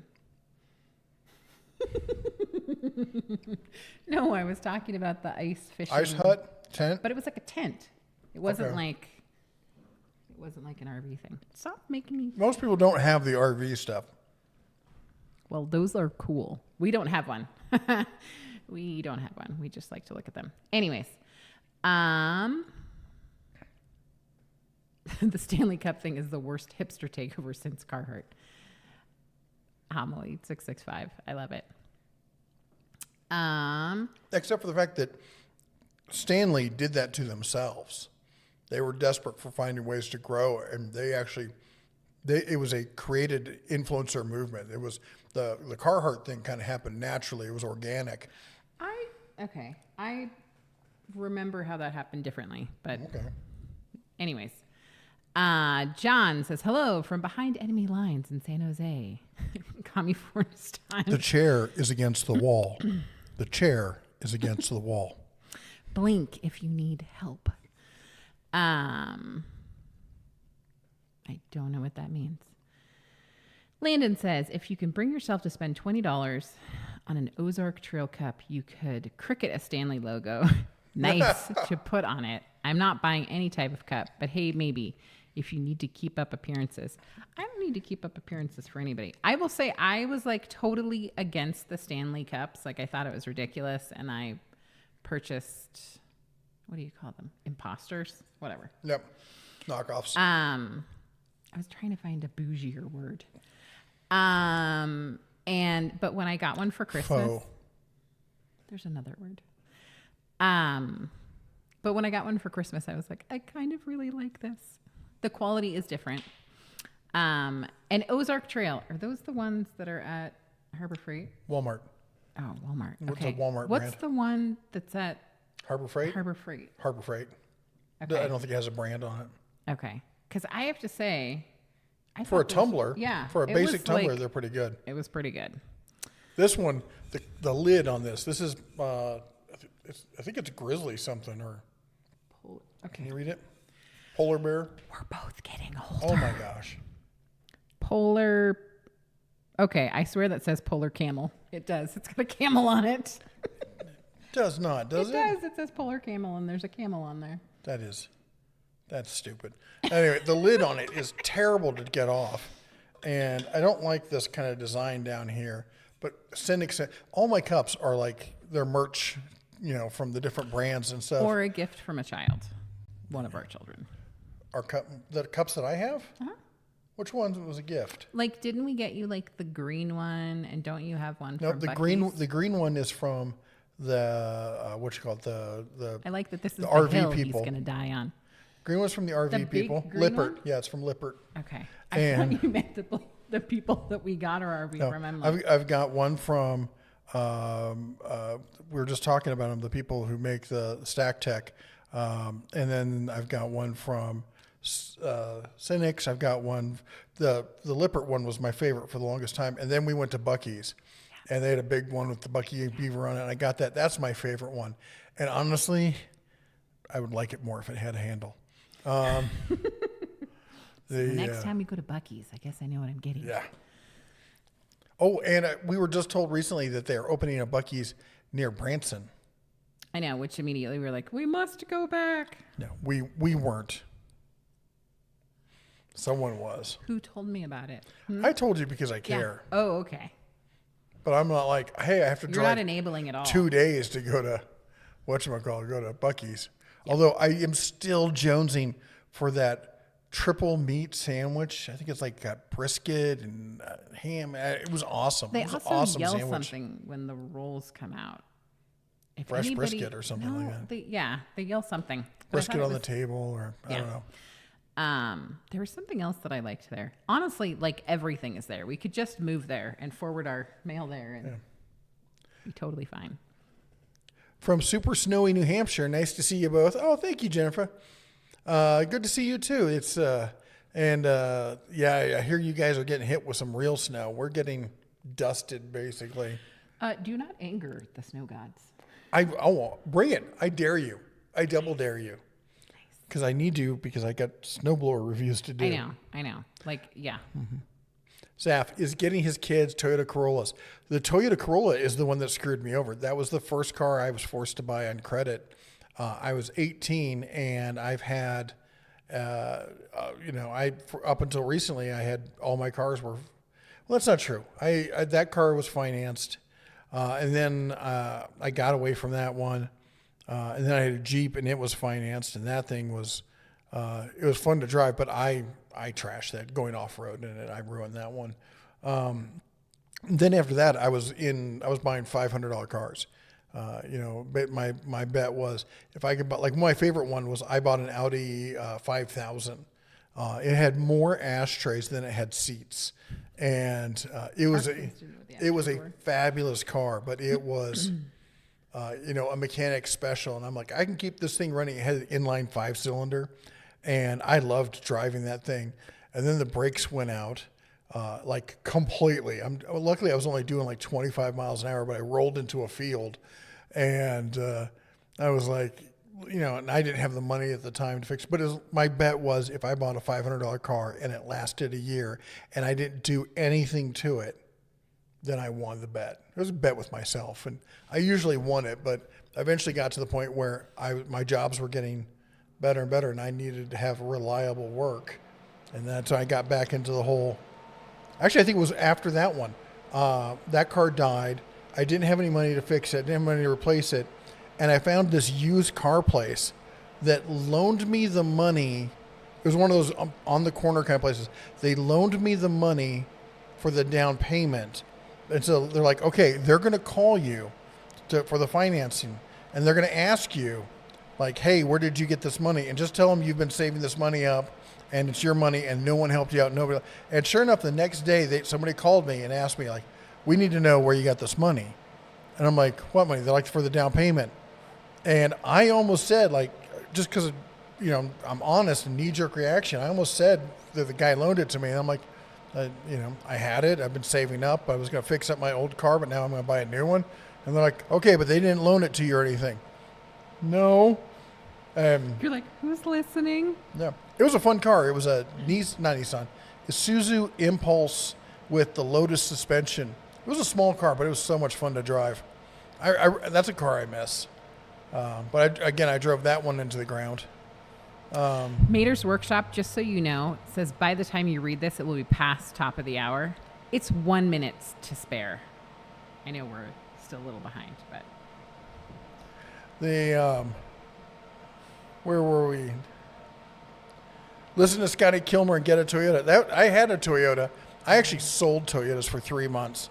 My biological father was a car salesman. And he was successful at it. I thought maybe it runs in the blood. It is not in the DNA. It isn't. It's not even close. I'm a terrible car salesman. I know a lot about, the cars and like what they will do and which one you should buy. Yeah, but you're not into like lying to people. Well, that's just it. Nobody wants to buy what they should buy. I had a family come in. It was, a guy and his young wife. They were young and they had 3 little kids, like little kids. And I'm like, well, like the minivans are over here. Car seat. And he's like, no, I want to look at this used Mustang. And I'm like, oh, I thought it was a family car. Oh, this is going to be a family car. Do you have another car? No, this is the whole. I'm like, these kids are going to outgrow that back seat here in about 6 months. So, yeah. But, people are looking for what they want, not for what they need. And if you want to be a good salesman, you tell them, yes, that's exactly the car you need. It has you written all over it. But the reality is if you want repeat customers, there's a fine line because really you need them to think it was their idea to buy the car that they need. Yeah, it's not me. It was fun playing with the cars. I got to have all sorts of fun. Someone still likes to drive them for no reason other than just to drive them. That used to be a thing of mine. I would go to new car dealerships and take cars for a drive. And Can you tell which one of us would literally chew their arm off rather than do that? Like for me, that was a Sunday afternoon. Let's go hit up 4 or 5 car dealerships and do some test drives. See if they'll let us take the Bentley out. Maybe. Anyway. Dr. Falcon says, hi, Jesse. Long time no see. Hello. I'm glad to be back. Did you read this one? Nope. I didn't read the one above it either. It says, I must be a hipster, been wearing Carhartt for years. Yeah, same here. I got a closet full of it. There's some really funny comedian Carhartt jokes. Just see if you can find them. They're pretty funny. They're on YouTube. Do you want to read Brett's comment? Sure. All I need is 4x4, an 8-foot box, big enough springs to hold 1,200 pounds of scrap metal I ripped out of the woods. Nice. There's an 89 F-250 4x4 an hour away, but it's $5,500 and I got $2,000. Yep. Well, I could always call them up and see if they want to take it. Right now, end of January, that is my favorite time. I had to buy a car at one point. We were living in the Central Valley and I was doing a 2-hour commute. And I'm like, that's it. I'm buying a hybrid because the gas was killing us. And I was looking to buy a used Hyundai Sonata. I've done all the research. This is what I want. And I walked into the dealership and they had one and they weren't going to dicker with me at all. And I'm legit the only person there. And I'm sitting there and I'm like, they're like, no, we don't. He's like, no, it's a good car. I'm going to stand on the price. And I went, I looked up and down because he had all glass windows up front. I looked up and down. I'm like, I am honestly the only customer, because it was an auto mall. I am the only customer at any dealership here. So here's what's going to happen. You're going to say no. I'm going to go to the next dealership, until someone gives me the price I want. So you lost this sale. Goodbye. Walked out. The family's gotten in the car. I'm getting in the car. The sales manager comes sprinting out the door to tell me they'll do the deal at the price I said. It was hilarious. Late January. It's the dregs of winter. Always the best time to buy a car. Anyway. Are you going to read? No, you go ahead. Oh, I'm reading now. Are you going to be more active on the Discord server soon? I don't think I am. I want to be, but I'm so behind on everything else. We're building out this shop. I'm trying to add more content over on the Bears Den, our other channel. Trying to catch up with the content here. I've got 3 kids, a Labrador, this person. I just don't have the time to be hanging out on Discord. I'm sorry. Maybe I can make a day out of the week and do a 2-hour session where I hang out on Discord and answer questions or something. But that's more what this is. That's what this is for. Yeah. I'd pay stupid money for an early 90s 4x4 Hilux diesel. I haven't seen the diesel. We were in Bozeman the other day, and I saw Hilux, basically the 4Runner version, and I almost crashed the car turning around to go back and look at it. Dad joke alert. Kill King 10 says, 110 says, my truck is from 2006. I learned to drive on them. My dad had 2 strokes while in the hospital. Oh my God. And had to be put in a nursing home. I paid it off, so it's my truck now. Sorry about your dad. Really sorry about your dad. But yeah, it's funny because I make jokes about being a Dodge guy and I only buy Dodge and stuff. But the reality is, my son just got my BMW. It was a 1999 BMW 740iL. We have a 1999 Suburban in faded blue. It's a Chevy Suburban. It's amazing. It is. I love it. It's like riding in a vintage Cadillac on the inside. It's the top of the line one, and it was when we got it. The outside was the same way it is now. There's hail damage. It was totally faded. But the guy who had it kept the interior like showroom. Mm-hmm. Now we've had kids, and of course that's long gone. I don't know what you're talking about. What? It's amazing inside. Let's talk about the stuff you put in the back. What are you talking about? Yeah. What are you talking about? Hoarder. It's called winter, and our children don't wear jackets. So I'm like, there's a jacket. She does. All the clothes and stuff are in the back of that truck.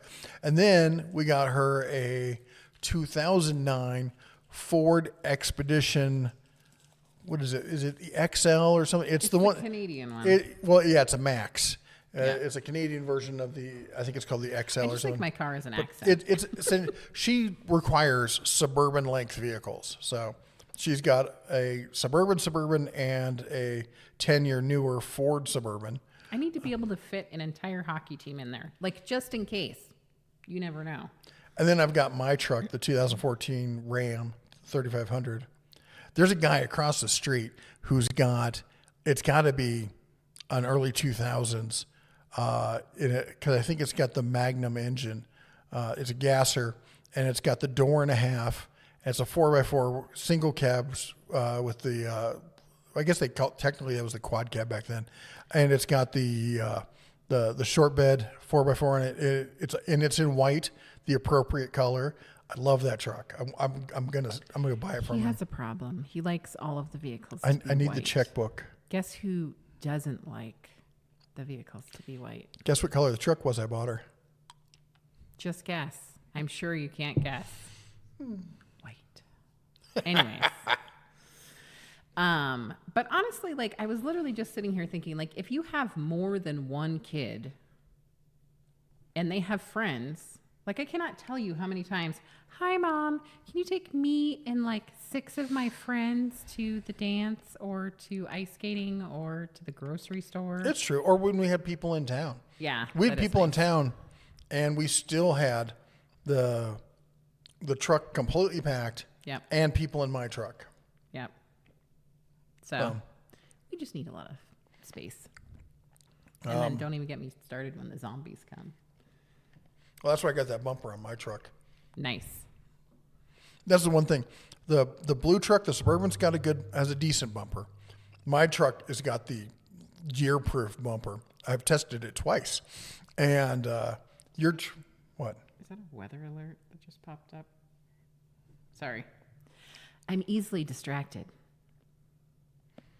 Another winter advisory? I don't know. Sorry, folks. No, time. Same one. Sorry. And weather's a big deal around here because we're surrounded by mountain passes. And if weather gets bad, there's certain places you can't get out. Them, by the way. The mountains? Yeah, you cannot see them at all right now. You don't even know we're next to mountains. Mater says by the time you read this, it will be past top of the hour. And the reason he's saying that is because at the top of the hour, we try to take a moment to say thank you to, first of all, to all of you for just being here.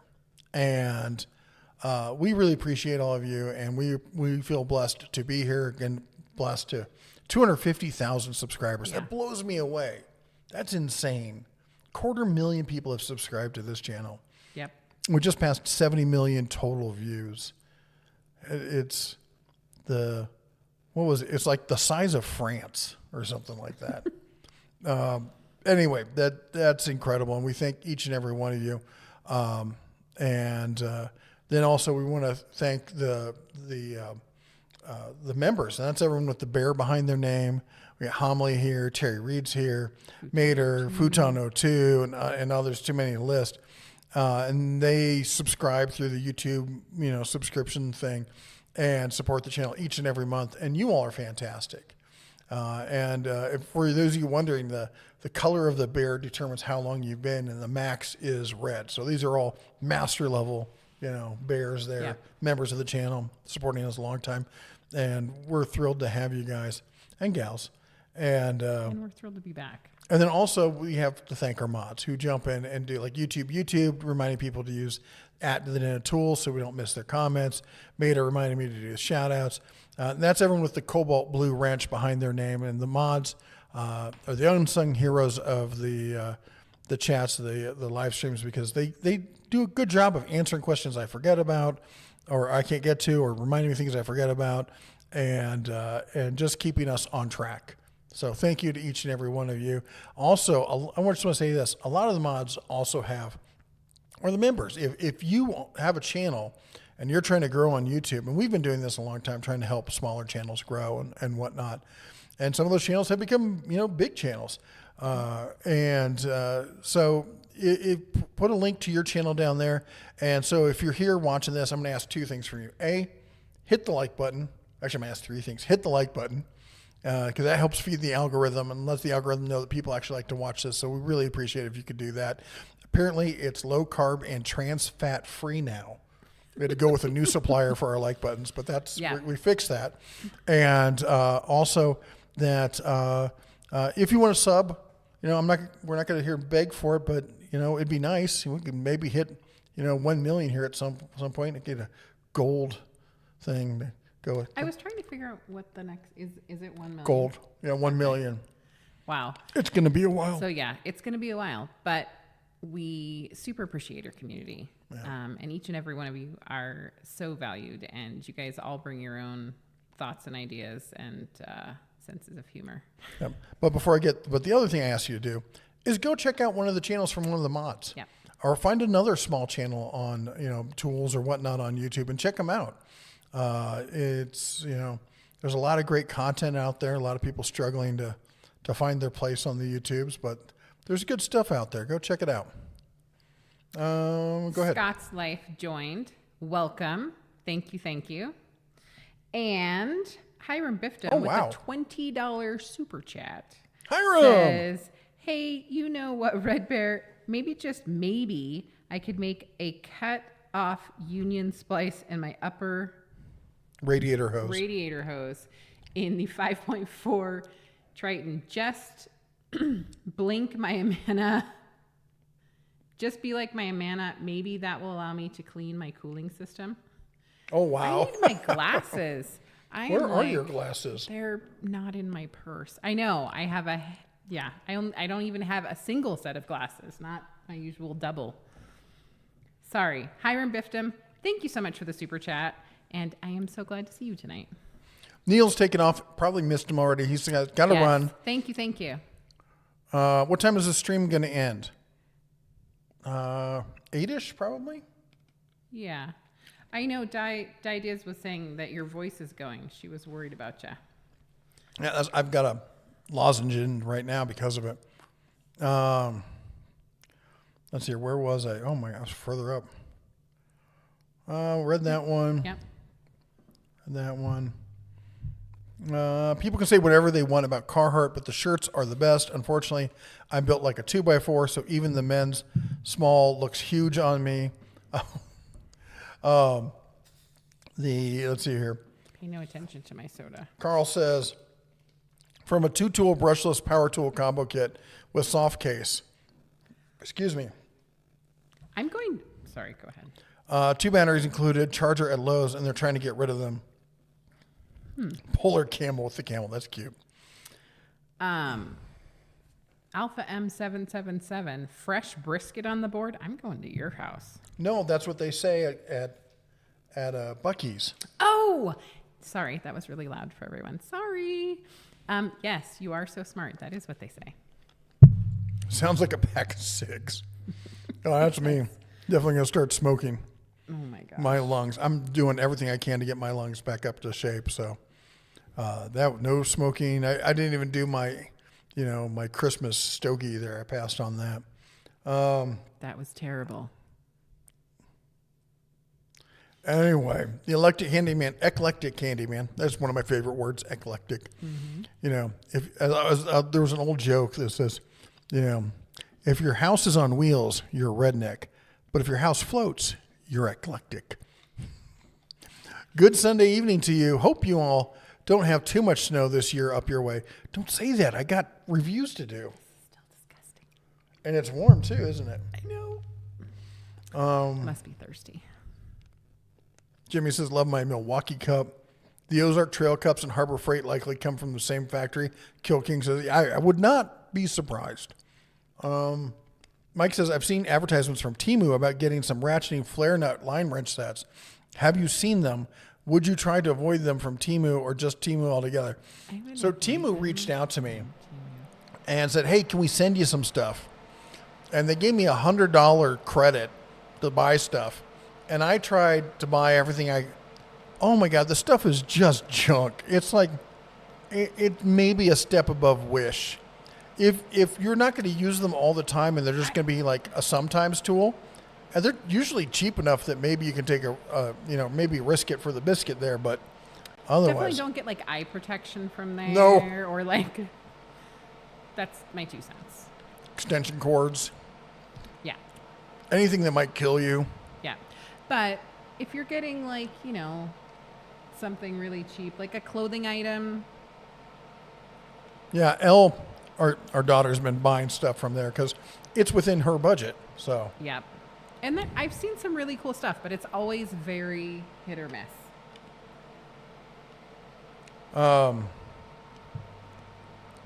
Remember, 3 years, 2 months, new house, need to add a detached shop. What size should I build? 4 times larger than you think. Yeah. I'm going to say the smallest that can truly be comfortable is your average garage size, which is 20 by 20. I think, and right here we are 22 going this way, so that's average garage size, and 28. So essentially it's the same floor print as the main shop area at my other shop. Now, that shop has 2 little bonus rooms on the back that are even colder than the main rooms somehow. Yeah. They're additions. And you got to go through a door, then through another door. It's kind of weird. It's an old building. But I at a standard 3-car garage size shop, if you're a hardcore tool guy, you can fill it up pretty quick. Like I was doing, like my desk, my whole setup was down there, and I'd run out of room to move things around. Like I was having to move stuff every time I did something. So 2-car, if you can be really tidy about it. 3-car, for me, 3-car at the minimum. Honestly, there isn't a big enough shop for me. I mean, John, I'm not the person, obviously, who's in charge of the size of our shops, but I would say it also depends on how much land do you have. Like, if you have land, I would say make it bigger than your house. You've always got projects. It depends on what you're going to do, but like, I want to be able to pull a vehicle in and be able to get around it on all sides. And I want to be able to leave it there and do other stuff. And if I had my druthers, I'd want to have a second garage door to pull a vehicle in. So if I have a long-term project and then a short-term, like I'm changing the oil, I'm doing this kind of stuff. Well, and then think about if you have toys. And then it also depends on where you live geographically. Like, is there going to be snow half the year and you're going to need everything to be inside? Yeah, we were looking at some property, and it had, I think it was a 30 by 60 shop, and I was like, oh, yeah, that's what I need. But that didn't happen. No. Prices went up. But you know what? We're always looking. Always. Let's see here. We read that one. Here in Colorado, our Bucky's is nearly complete. Ooh, in Colorado, that's even closer. Yes, I did hear about that. Now, if we could just get some up here. Have a good night, Falcon. Dr. Falcon, he's checking out. You take care. Finally caught you guys live. Andy says, Addie, I should say. It's been a minute. It's been a couple minutes. We haven't been live in 3 months. Yeah. Yeah. So it's been a minute for all of us. Can you recommend a small snow plower? I live in North Carolina and we get at most 8 inches of snow. I'm guessing you mean a snow thrower, or are you talking about a snow plow? And if you're talking about snow plow, are you talking about something for an ATV, for a truck? Yeah. Because, I mean, 8 inches just... but I'm guessing... I mean, if you're getting 8 inches at one time, that's solid snow. But, like, with my truck, we get that on our street that's gravel, and I could just drive back and forth a few times to crush it down. That's what I do for the... We got another person who lives at, past us on our dirt road, and I do that so they can get out. The congrats on 250K, Tech for Fun says. And David just became a member. Thank you. Oh, that's awesome. Hello. Thank you so Welcome. much. Neil F. Got to run. Glad you're back. Need an opinion. Time to buy a big boy toolbox. Go with 2 of the 42s or 1 of the 56. That is a good question. And it really depends on what the drawer layout. One thing I will say is make sure you check out Icon's scratch and dent section. It's online only, and there are some amazing deals. And the Icon boxes are fantastic. They are really good boxes. I miss my Icon box. I just I love the white box, and it works great and everything else. I like the latch system better on the Icon, and I like the latch system even better on the Tecton. But the Tectons are stupid expensive, and you get none of the other frills and bonuses. It's just a stack of drawers. It's almost like a Kennedy box. But you got to figure out your workflow. I honestly, for me, I think 2 42s might give you better diversity of drawers and stuff than 1 of the 56s. Well, and it also depends on the space you're working with. Yeah, that's the big thing. Mike's... And if you have to give one to your wife. No, that's only in gun safes. We have 2 gun safes because she stole one. I don't think that that's completely inaccurate. Mike says my Dodge is down. Cost to repair $4,500. Whoa. Yep. Smart man. I bought a 72 Ford LTD for $900, and as it gets by and until the truck is fixed, it's 47 years old, and the Ford is still dependable. Yeah. Can we talk about your truck? I don't know what you're talking about. So Like it's my fault. it is your fault. It was your call. So the Ford has air suspension, and as we all know, air suspensions, it's not if they go down, it's when they go down. And sure enough, it went down. At first, I thought it was just an issue with the compressor, so we replaced the compressor. Super easy job. You pull the headlights. I was going to replace the headlights anyway. Pull the headlights, $100 compressor, pop it in there. Yeah. And it ran great for about a week. And that compressor burned out because apparently it was running constantly because there was a leak in the airbag. So my intention, when we bought this, I knew that they had airbag issues. And there is a kit you can buy for $500 that replaces them with standard coilover shocks. And she's like, no, I really like the air ride. So I want this. And this is like her nice fancy car. She's got the beater, and then this is her nice fancy car. This is her thing. So I'm like, whatever you want. I don't even want to think about how much that costs to replace those. I could be in Cancun right now. No, anything Or in a box. Happy wife, happy life. You know, she puts up with a lot from me and makes a lot of accommodations for me. So, you know. I will say now, having gone down that road, if I had to do that decision over, I would have made a different decision. It's okay, babe. I'm happy to do it. Well, we're not done. We're not done. Need an opinion. Oh, we talked about that. Bro Weaver? Hold on. I got to move there. Scott's Life says, I lived south of Helena for 12 years. That's a beautiful area up and there. you just joined us. You Yeah. joined us a member tonight. Sorry. I'm not getting full sentences out. We like going to Helena. Helena is one of our favorite cities Yeah. to go up to and stuff. Up in the Gold Gulch area and doing the state capitol and that kind of stuff. Yeah, that little train tour thing that isn't okay. I am like a 5-year-old apparently, but like anytime somebody comes to visit and they're like, "What should we do?" I'm like, "We should do the train tour of Helena." It's not actually a train. It's, how do you describe it? It's a gas powered train that runs on car tires. And they, it has like somebody who makes the history of it. It's fun. It's a touristy thing to do. Very cold in the winter. Bring your own blanket. Oh gosh. It's open to the air. It was cold in the spring when we went. Mm-hmm. Sir, Dodge doesn't make trucks. Surely you mean Ram. I know. I'm stuck on the old Dodge kind of name. Scooter McDooter. I like that. Do you have any thoughts on the Stellantis dropping the Hemi and the lack of new platforms and engines? Ram, Jeep is the only thing keeping them alive.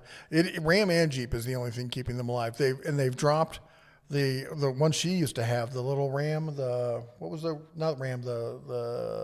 Renegade? The Jeep Renegade. They've dropped the Renegade, which is really a Fiat. But it was a mountain goat. I put that thing through some deep snow and off-road, and it did it all without breaking a sweat. It's like a mountain goat. It is really safe. I felt safe in it. Sure-footed would be the yes, word. Getting hit by a semi, not safe. Right. That was where I was going to go next, which is every person in Livingston who drives one drives like they've never been in a car before. There's a bunch of them in town. And I'm just like, are we learning today? Just put a learner thing on your car. Like, what are you doing? You're in the middle of the road. There's no indicators. What's going on?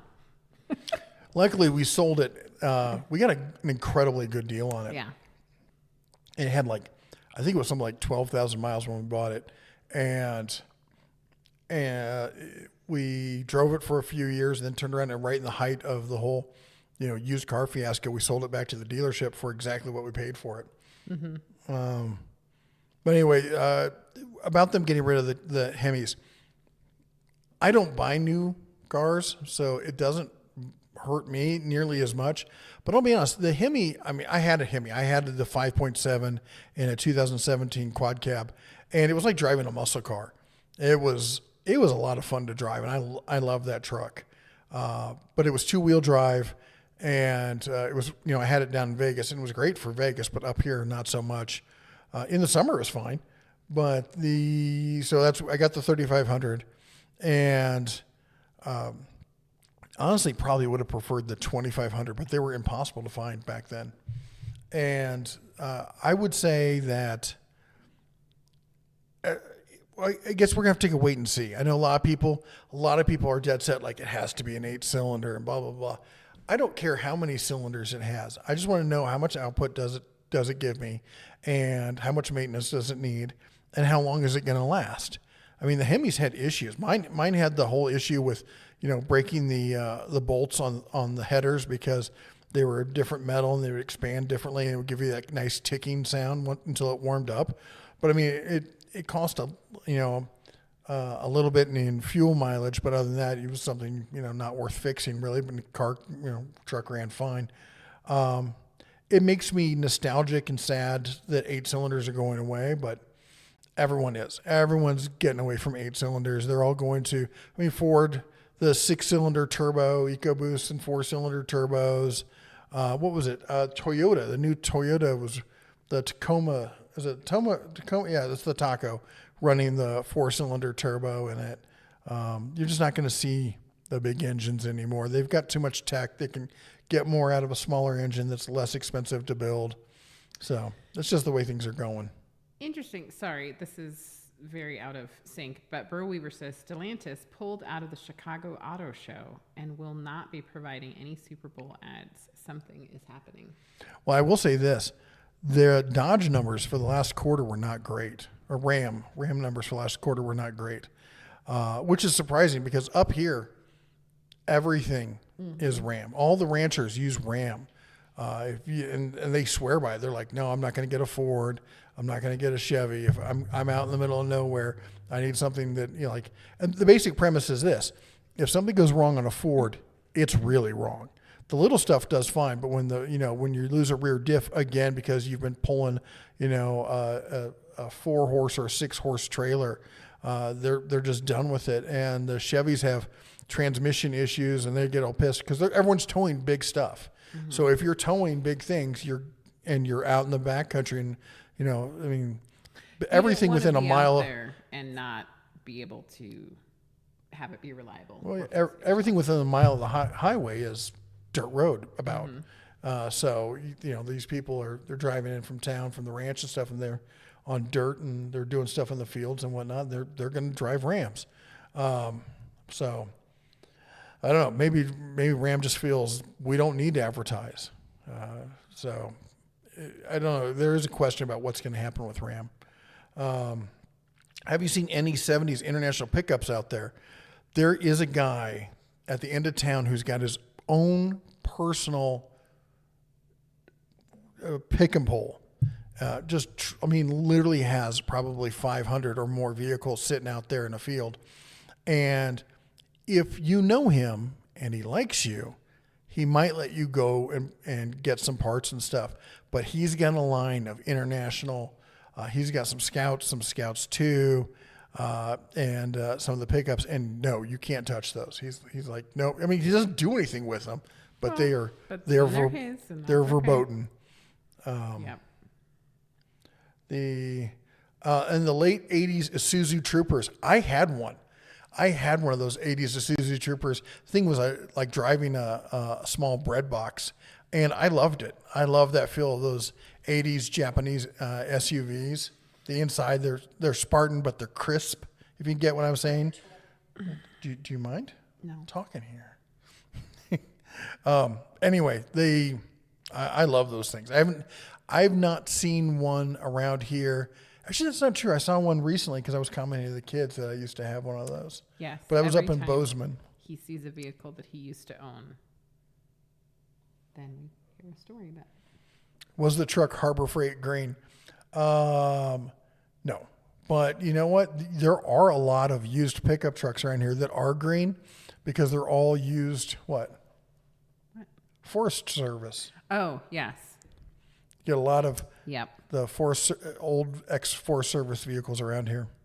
My dad had one. No, I think I'm about it. sure he did. Probably from when he worked for the Forest Service. Whoops.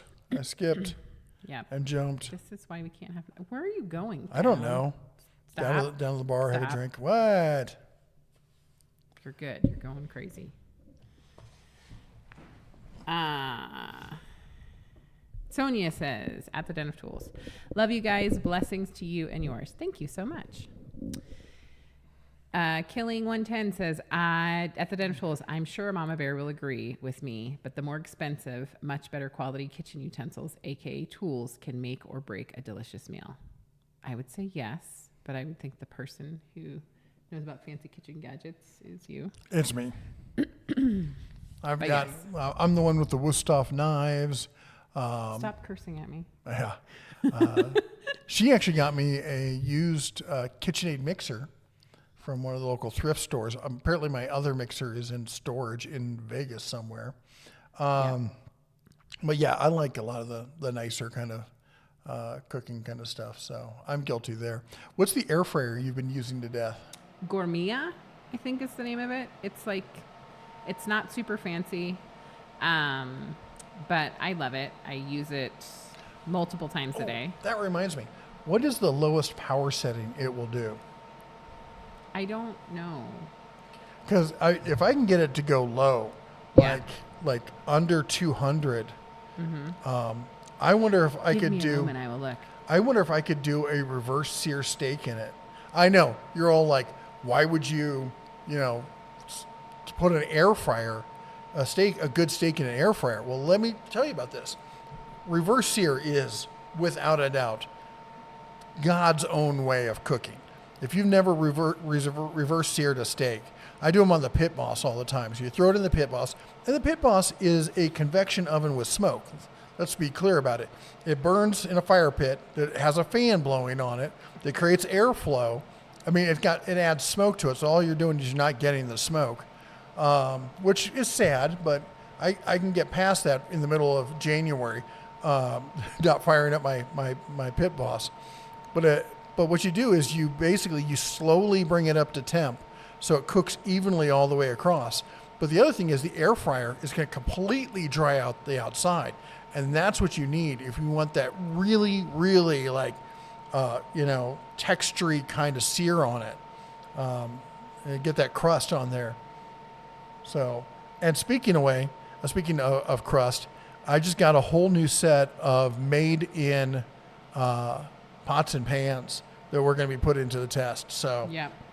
I know I cooked in a lot of cast iron. For some reason, I don't know. It's probably just in my head. But when I cook inside, I want, like the stainless kind of cookware. And when I cook outside, I want my cast iron.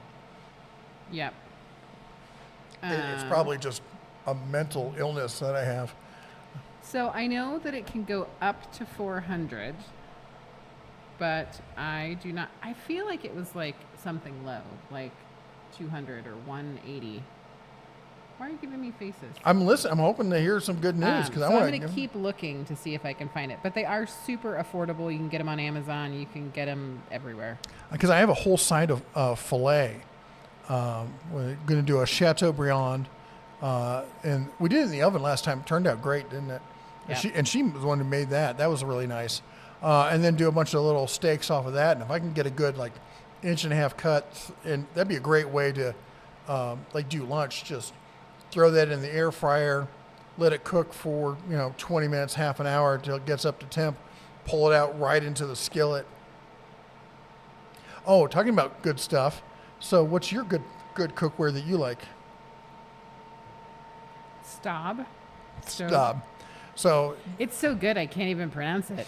It's the competitor to what's that stuff? The really Le high Croissant. Le Croissant. Le Croissant.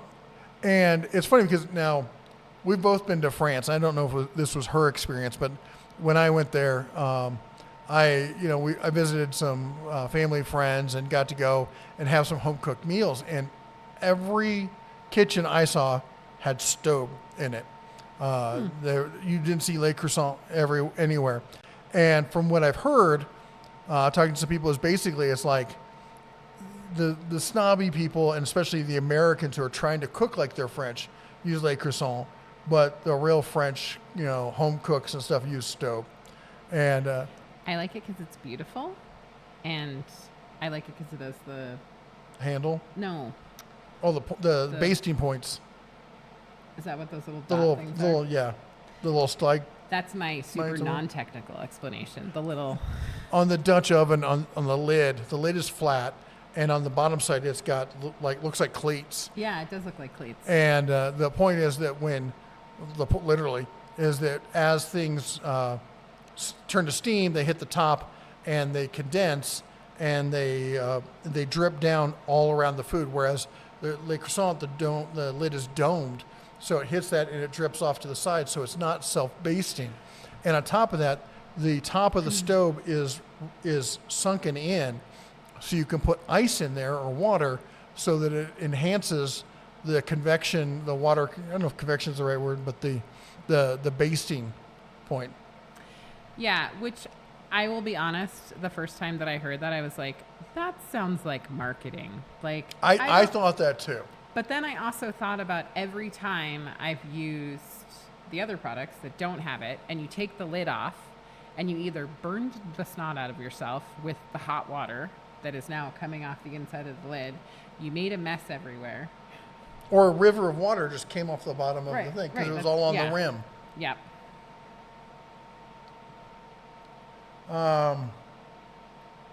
New super chat.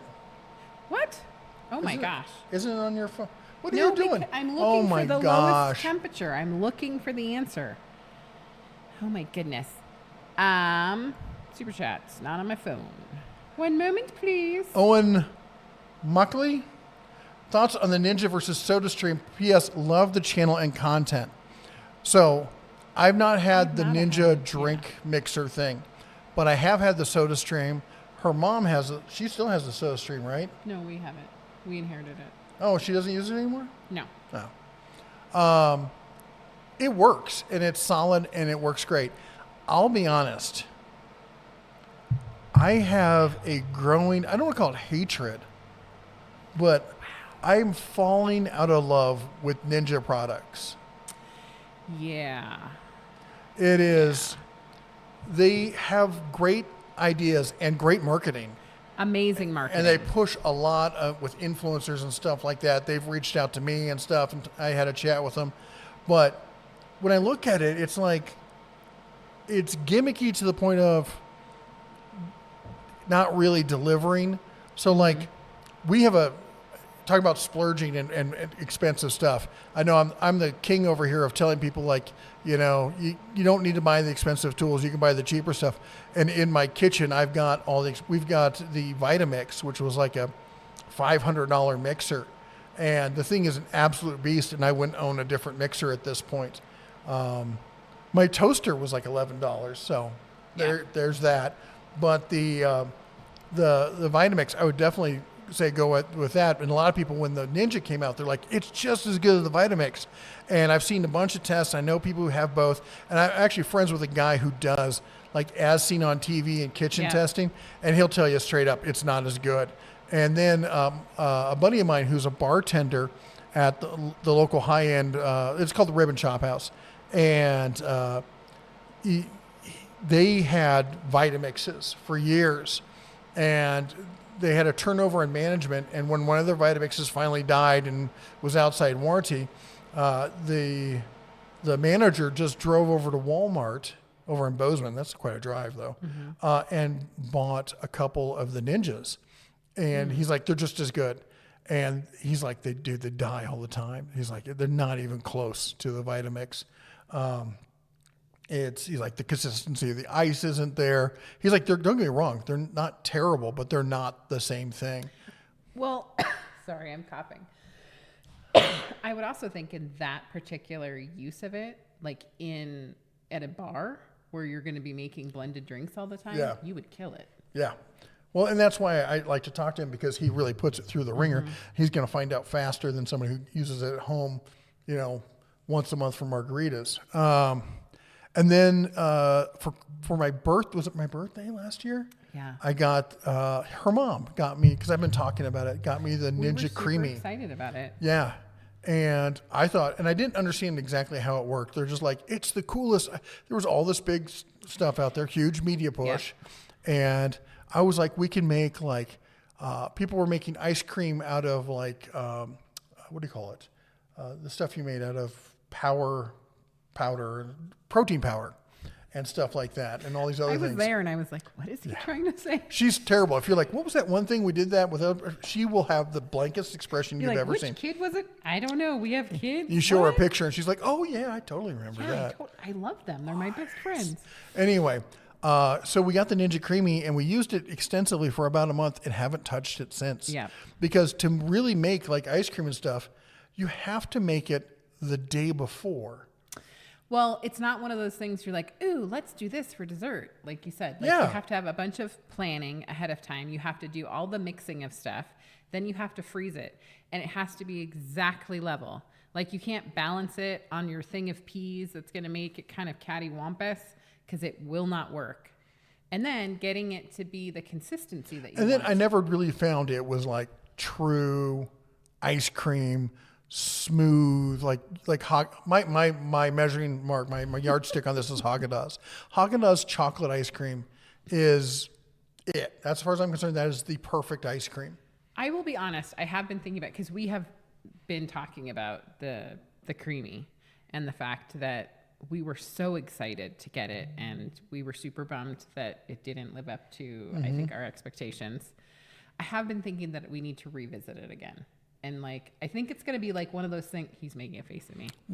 You're going to come up with some sort of recipe for pea soup ice cream or something, aren't you? Your birthday is coming up. She's like, I saw this thing on the internet. I want to try it. Mushrooms and gefilte fish. Sorbet. He's really I'm laughing because I would. Yeah.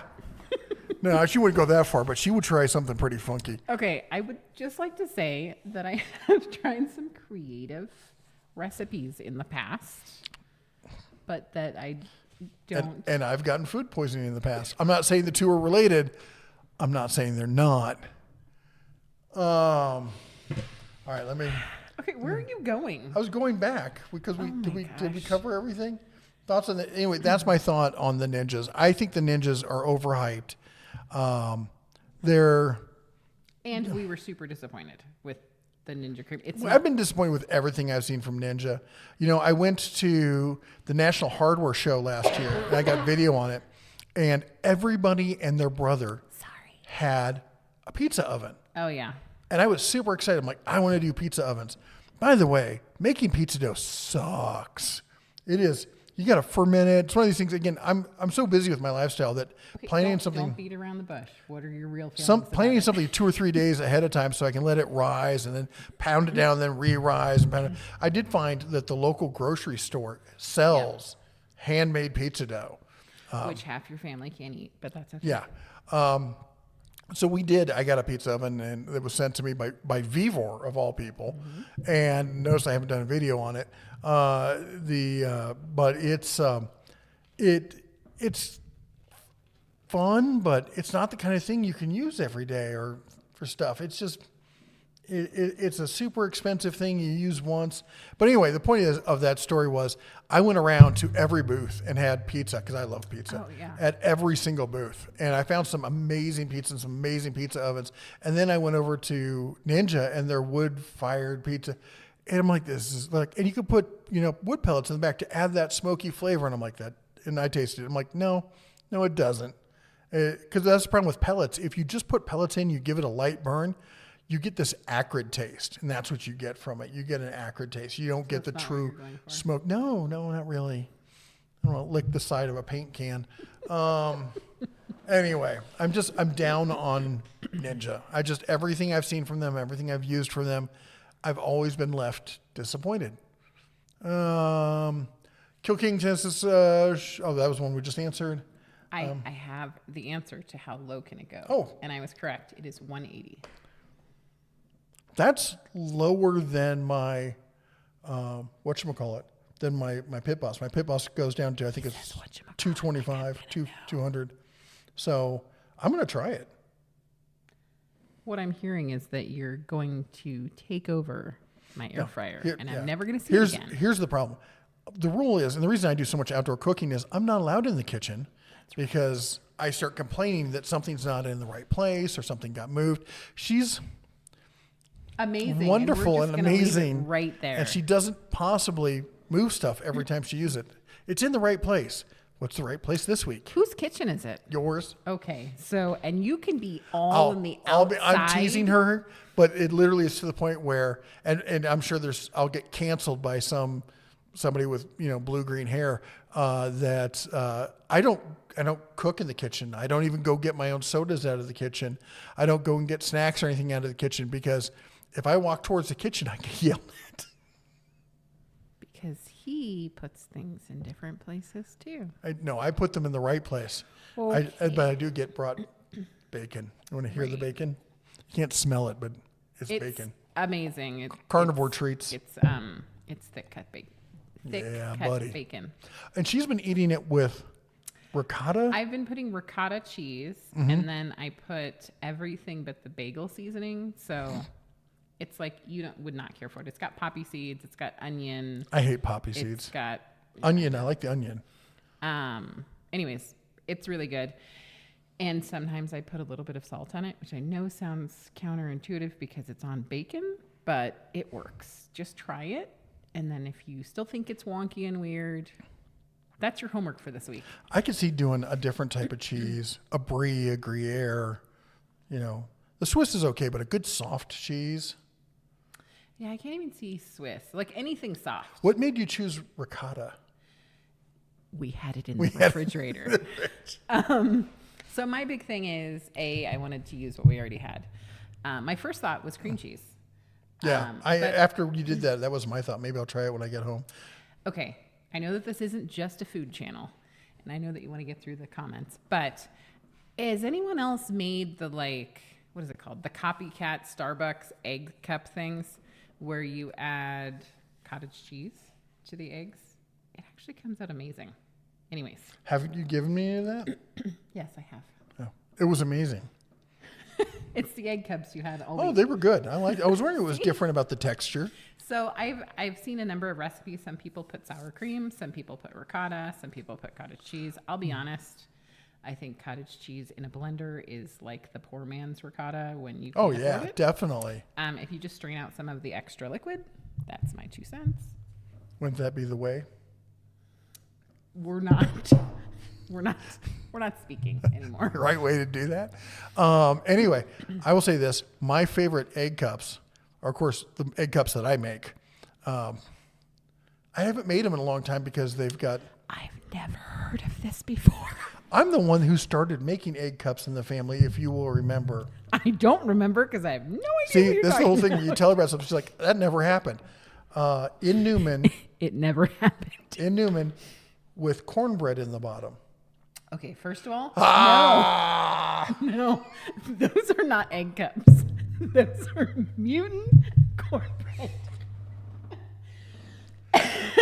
Mutant cornbread cups, which are amazing. Court is adjourned. No. Anyways. Hand me that soda, please. Now you want something from me? Yeah, it's my soda. I was just going to share the one you have. Now I don't want to open another one. Great. Anyway, we should read these because we'll end up talking food all night. Yes, my voice is starting to fade. Yep. I'm drinking People are here for our live therapy session. No doubt. You're just one viral video away from 1 million subscribers. I know, right? Zaf, I have to say I read that earlier, and I really appreciate your support and enthusiasm that we're going to get there. Hold on. I want to check something real quick. So I have had a video go viral. So I want to go into my studio. I got to close this thing. YouTube studio. Okay, well, you do that. Content. And we're going to sort by views. So my my highest viewed video is the 99% of people don't know WD-40's dark secret, and it's dark secret. And a lot of people didn't get it. Is that it's advertised as a lubricant, and it's a terrible lubricant. It's great for a whole bunch of other stuff, but it's not a good lubricant. Anyway, it's got 200, not 200. It's got 2 million and almost 800,000. We'll call it 2.8 million. And let me look at the analytics. And the audience, that one video gained me 13,000 subscribers, 13.4. Cool that it tells you how many subscribers you get from it. Yeah. So, not as many as you might think.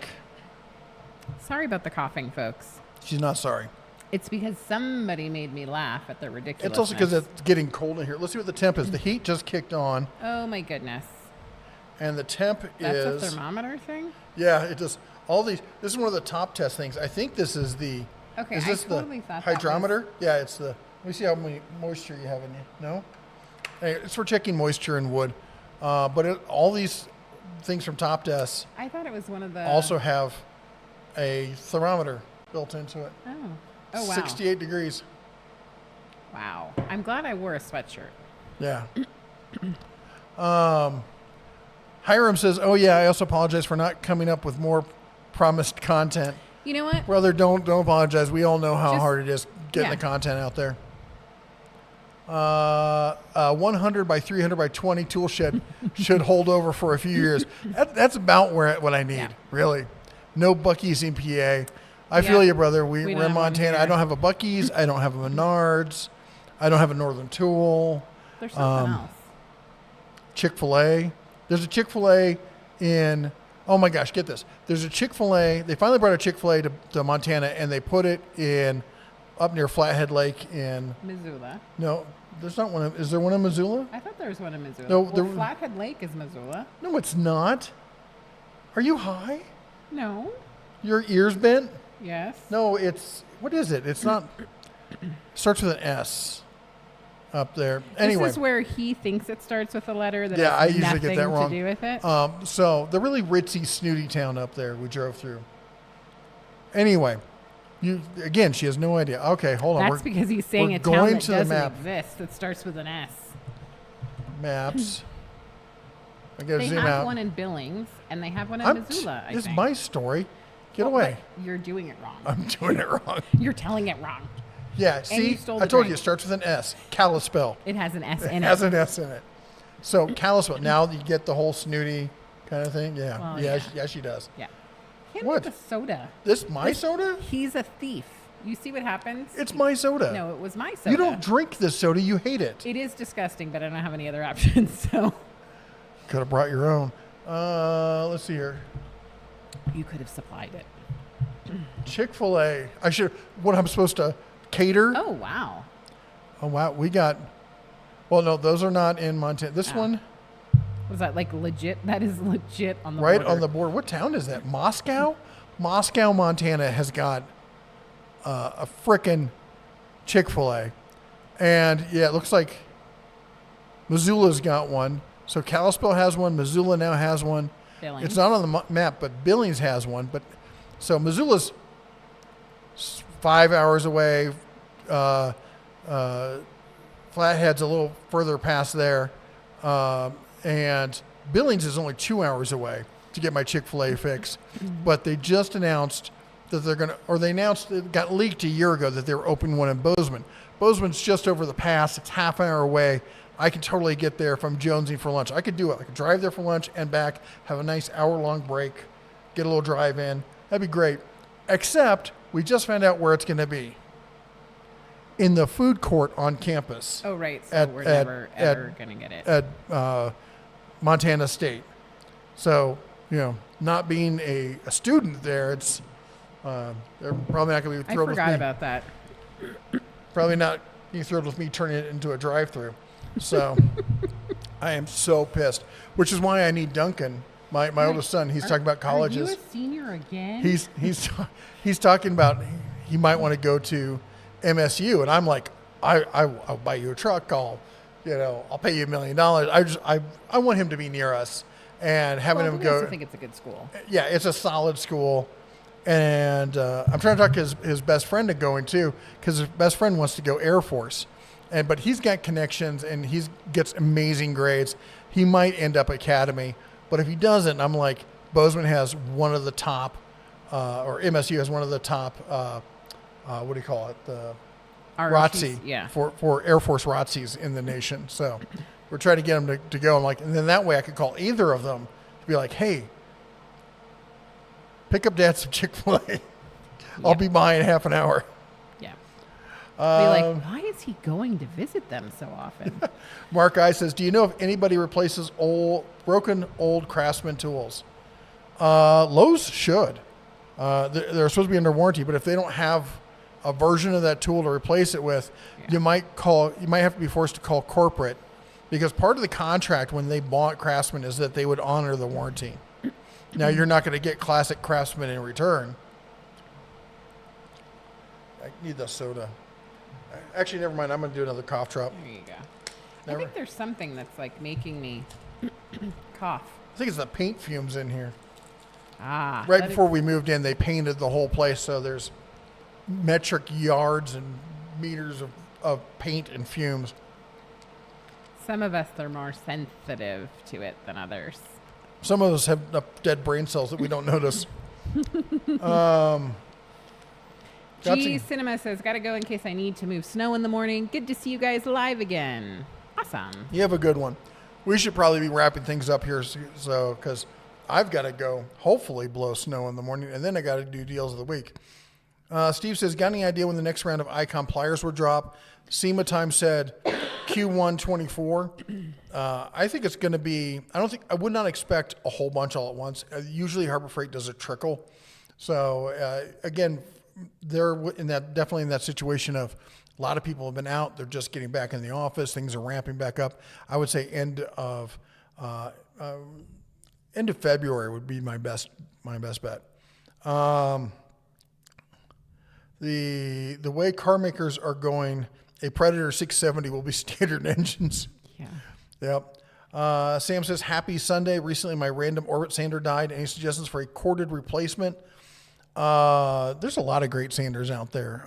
I have in fact, in my tub over here, I have a old school. I don't know how old it is. It's not random order though. I think it's quarter sheet. Makita. I like the Makita sanders, but honestly, the Bauer sander is decent. If you're looking for a budget, the Bauer sander is fine. It's a good solid sander. If you want to spend more money, Bosch makes some beautiful sanders. And if you want to spend real money, the best sander in the market, well, that's not true. Then you got to go with the really high end, pneumatic ones. But Festool makes some good stuff too. Brett says, I've also gone all in on DeWalt tools. The DC D999 almost has too much power. They're getting a little ridiculous with the impacts. They're being crazy. Take your wrist right off if you're not careful. Whoops. Just bought the Malco Ego Grips, the tank says, off of Amazon. It arrived damaged. I'm upset. Got the 10-inch without the wire cutter, and they arrived on time. This one arrived in a bag and bent. That's weird. I'm sure if you reach out to Malco, they'll fix that. They're fantastic pliers, dude. And unfortunately, I'm sure Malco is not making them anymore. So contact them soon, get it replaced. You won't, you'll good luck trying to bend them again. Hiram says, speaking of food poisoning, Red Bear, don't accidentally spill or splash raw poultry. That's bad. It's a bad thing. Bad. Yeah, I have insomnia, and in the middle of the night, I watch documentaries. And last night, I watched one all about food. Oh my gosh! I woke up in the middle of the night. She woke up in the middle of the night about 2:00. Couldn't go back to sleep, and we watched the most awful movie about it was terribly British. It was terribly long. It was long and British and about. Okay. In its defense, it was about the British revolutionary. Peterloo. Yes. Not Waterloo, but it was post Waterloo when the workers were trying to form the reform thing, and they got crushed by the establishment. So it was British because they were British. Yes, but anyway, terribly British. Yeah. Love the channel. Keep up the good work. Prude says. Tank says, do you have any experience or heard anything about the Harry Jean Epstein tool company? They sell Malco. I heard it's a solid company. They've been around forever, and you can definitely trust them. Zaf says, if you want that smoke taste, just get a bottle of smoke flavor additive. Zaf, don't try to do that to me. I thought we were friends. Wings and pizza. Hey. Wings and pizza. Did Tough Built send you any pieces, other Stack Tech solutions? Noticed at my local Lowe's that they were the only company that sold out over the holidays. Yeah, I got a whole video on it. They sent me the full tower plus the cup and the cup holder and some of the side cord wraps. I was actually meaning to bring it over here. I absolutely love that stuff. It's not perfect, but no system is. But I think it's definitely the best top line bang for the buck. I mean, for cheap stuff, I would go T-Stack or Craftsman Pro Stack. But if you're going to be serious about it, the Tech Stack is, and what's coming out in the future is just incredible. Please put, thank you, Mater, to reminding people to put down a tool so we see it. California Appleseed says, what's an egg cup? Go. So an egg cup is eggs that you like scramble, and then you add different ingredients to it. You bake it in a cupcake mold. Muffin dish. Yeah. So it's kind of like a little cup that's... You can get mini muffin dishes. You can get large muffin dishes. Yeah. I honestly, if you're going to make them, I think the silicone molds hold them the best. You get like individual ones. And I also like to line it with a piece of like Canadian bacon and then fill that with egg. There's all different kinds of things, but just Google it. It's scrambled eggs with the kitchen sink thrown in, whatever you got, leftovers and everything. And you pour it into a huge thing you do like a whole giant batch of them. And then whatever you don't eat right then, you freeze. And then you can pop them in the microwave or the air fryer and heat them up super easy for a quick breakfast or lunch kind of snack kind of thing, late night snack. Especially if you're doing the keto thing, it's a great way to fill, because I will late evenings run into a situation where I'm feeling wonky because I don't have enough food, enough caloric intake for the day. And I'll either do some bacon or some egg cups, and cheese. Got to get the fat in there also. So that's usually the options I go with. The Miles says, is it Miles? Miles. Well, hey Bear, what electric pressure washer would you recommend? Willing to pay for good quality? I have a whole video about pressure washers, and it covers the electric ones and everything else. And it is an hour-long video, but there's also a spreadsheet attached to it, so you can just look at the spreadsheet and go through it. But I literally covered everything. The question, though, is everyone's needs are different, so I would highly recommend taking a look at that spreadsheet. Just go to the channel and search pressure washer, and you'll find it. It's from last year, so it's up to date, has all the latest stuff, and it's really comprehensive. The Steve, lower carb pizza, use a jumbo tortilla as thin crust. That's not a bad idea, because I do have cravings for pizza. It's one of the few things I'm like get a little crazy about. I just don't.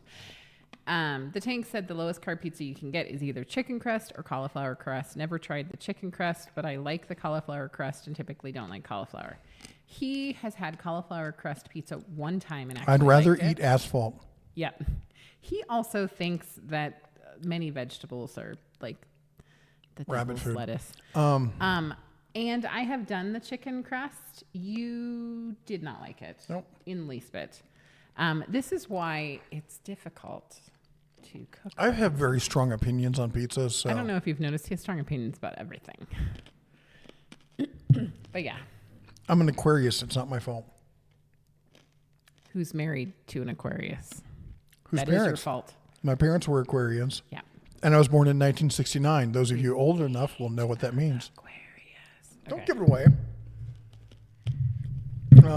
Too late. Scooter McNear says, Makita double-handed sander is amazing. I'm only 36, but I've started to get terrible arthritis in my right hand and wrist. Makita sander has been a little lifesaver. They're fantastic. And just to show you how long they last, hold on. Read something. Derek Mueller says best long hex key metric and SAE set without ball end. Without the ball end. The ball end is what it's all about. I know you're looking that up. The tank also says, what do you think about the new Icon pipe wrenches being made in China? If I'm not mistaken, he's just being loud. Every other Icon product is at least Taiwan made, if not US. What do you think it will change? I just think they couldn't find a good supplier in Taiwan. Killing 110 says, gotta go. Have a good night, everyone. Have a good night. The tank said, LOL, I thought you said my parents were Aquarians. His parents were Aquarians. Both of them. Okay, I'm distracted because people are making burnt ends and they're not sharing them with me. This is good. Finish sander B04552. So I'm gonna have to look it up to see what age that is. But like this thing is, sorry, this thing's been around. It's been through it, and it still works, still runs. I don't use quarter sheet sander often, but if I do, what is it? B something? Bingo. B04552. Was that my dad's? No, it was not. Where's it going to tell me? You have to ask like what year it came out. What's your opinion on the new skill? I think the new skill stuff is really good. The brushed stuff is anemic and I would avoid. But the brushless stuff, the 12 volt, I have a whole line of 12 volt skill. Absolutely love it.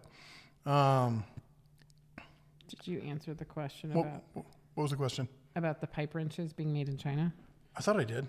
Oh, you might have. I'm still thinking about us being Aquarians.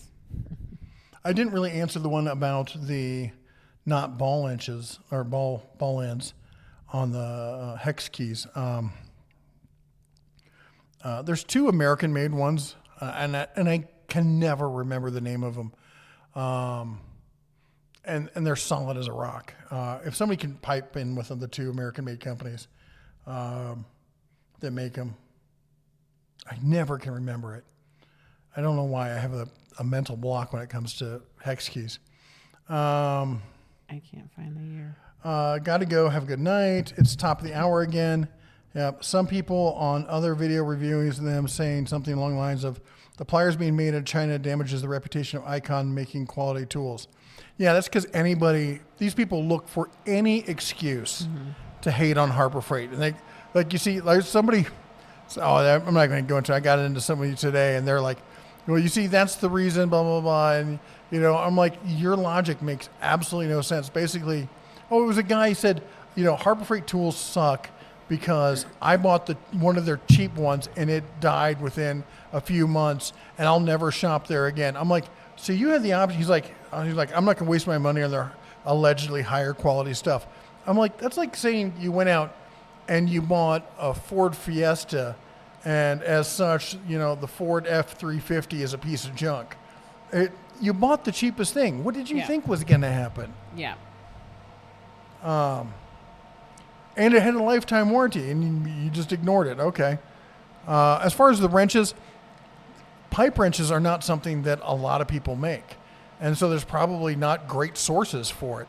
And as you'll see, a lot of other companies, Tecton does that. Milwaukee does that. Milwaukee's got, most of their tools are made in China. All the power tools are made in China. Saying that it damages the quality. The quality is it good? It doesn't matter about where it's made. I mean, yes, it's nice to have stuff that's not made in China, so we're not supporting China. And that there is a tendency for stuff to be made elsewhere to be better quality. But if it's not, or at the end of the day, it comes down to how much does it cost and how good is the quality. That's really the story that needs to be told. Mater's Workshop, thanks for reminding Jay Wigley.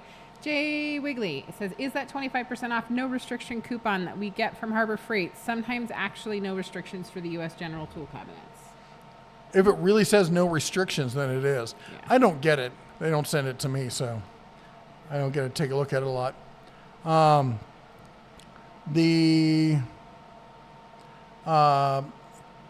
Prude says, I'm in the Cobalt XTR and Ryobi 1 Plus battery line.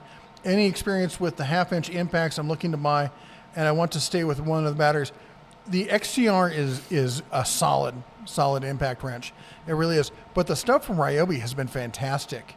And they've got a bunch of different choices in mid-range and lower range. The mid-range stuff from Cobalt is kind of anemic. The XTR is fantastic, but I personally would probably go with Ryobi.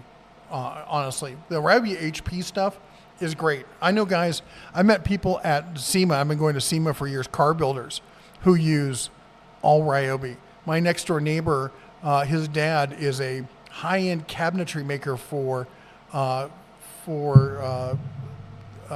jewelry stores that have to have really high-end cabinets, and he uses all Ryobi.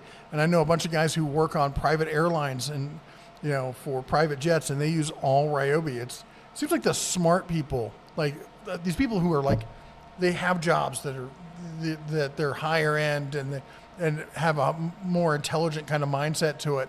A lot of them seem to choose Ryobi, and I think it's because they're very meticulous. All these people I know, they're extremely meticulous, and they're not the guy who's going to chuck his tool in his pickup truck, and have it get rained and dust and everything on it. They're the guys who are going to have a spot for everything, and everything has a spot. And Ryobi and when you take care of it, it lasts. Is Pittsburgh one of the USA made? No.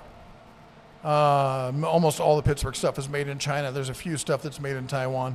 I think that's the Pittsburgh Pro stuff, though. I was thinking Milwaukee, Gear Wrench, DeWalt, and some others sourced from China. They all do. And heck, whatchamacallit, Snap-on's got Chinese-made tools. A lot of people don't want to admit it, but I've done a whole video on it. They've got a bunch of made-in-China tools, hand tools.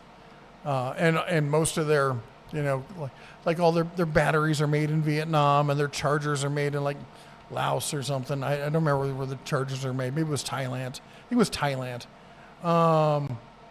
Let's see here. Milwaukee tools are cheap Chinese crap.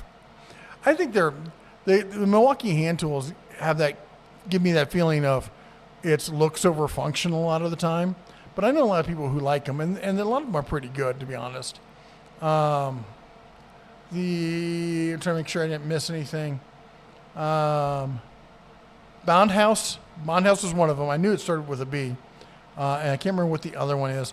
But Bond House makes great hex keys, and they're the OEM for Snap-on, and then Snap-on quadruples the price. Think locking pliers. The Malco Eagle Grips got OEM'd. As soon as they came out, Snap-on scooped them up, and you could buy them for, was it $30-$40 from Malco, or you could buy them for like $90 from Snap-on. There was no difference. Zap says, no way a $430 Le Creuset Dutch oven is that much better than a $40 Sam's Club. You know who has great Dutch ovens? Is Lodge. And now all Lodge cast iron is made in the U.S. except for their enameled stuff, which is made in China. But you can get a Dutch oven there for $20 that cooks just as good. It's not going to cook it any better or worse than the Le Creuset. But they are building, I don't know if it's finished yet, but they're building an enameling plant in the U.S. And so I think as of the second or third quarter of this year, all their enameled stuff is going to be USA made as well. Almost all of my cookware, my cast iron stuff, almost all of it's Lodge. I'm a big fan of their stuff. The Tank says, another YouTuber made a video calling for an Icon tool truck. Yeah, it's not going to happen. I've talked to the guys at Harbor Freight. Yep. They said their margins are just too low. Yep. I think what somebody should do is see if they can figure out a way to do a bulk discount buy from Harbor Freight and put it on an independent truck, because it would sell with a markup, but just for the convenience, because those guys don't want to drive anywhere. All right. Anyway, that's it. I'm gonna have to call it to an end, and because we get back. We're over 8, and my voice is going, and it's getting cold and stuff. So we got to get back to the Cubs and get them ready for school in the morning. And I got snow, and got to do the deals of the week. So anyway, thanks again for everyone for being here. If you could chomp the old like button, smash the subscribe, ring the bell. Also, thank you so much to all of the members. That's everyone with the bear behind their name for being members. If you want to find out more information, there's information below the video. Go check it out if you want. Either way, you guys supporting us are the reason we keep coming back each and every week, or we try to. Yes, we did we're cover. back. We bought super expensive high-speed internet just for this. Yep. And also, thanks to our mods, everyone with the cobalt blue wrench behind their name. Thank you for being here and supporting the channel. And again, if you got a second, go check out one of the mods or somebody else's channel. Help support the tool community. Toolhead, he's a guy I was just talking to. He and I started out not too far apart, and I'm more accustomed to speaking in front of people and doing video editing and stuff, and it gave me an edge. He works really hard on his channel, and he's really starting to get growing, and his recent videos have been awesome. He's been working hard, finding a bunch of great deals. Go check him out. He's a great guy. There's a bunch of others out there too. So go help, support the smaller channels out there and give them a little support also.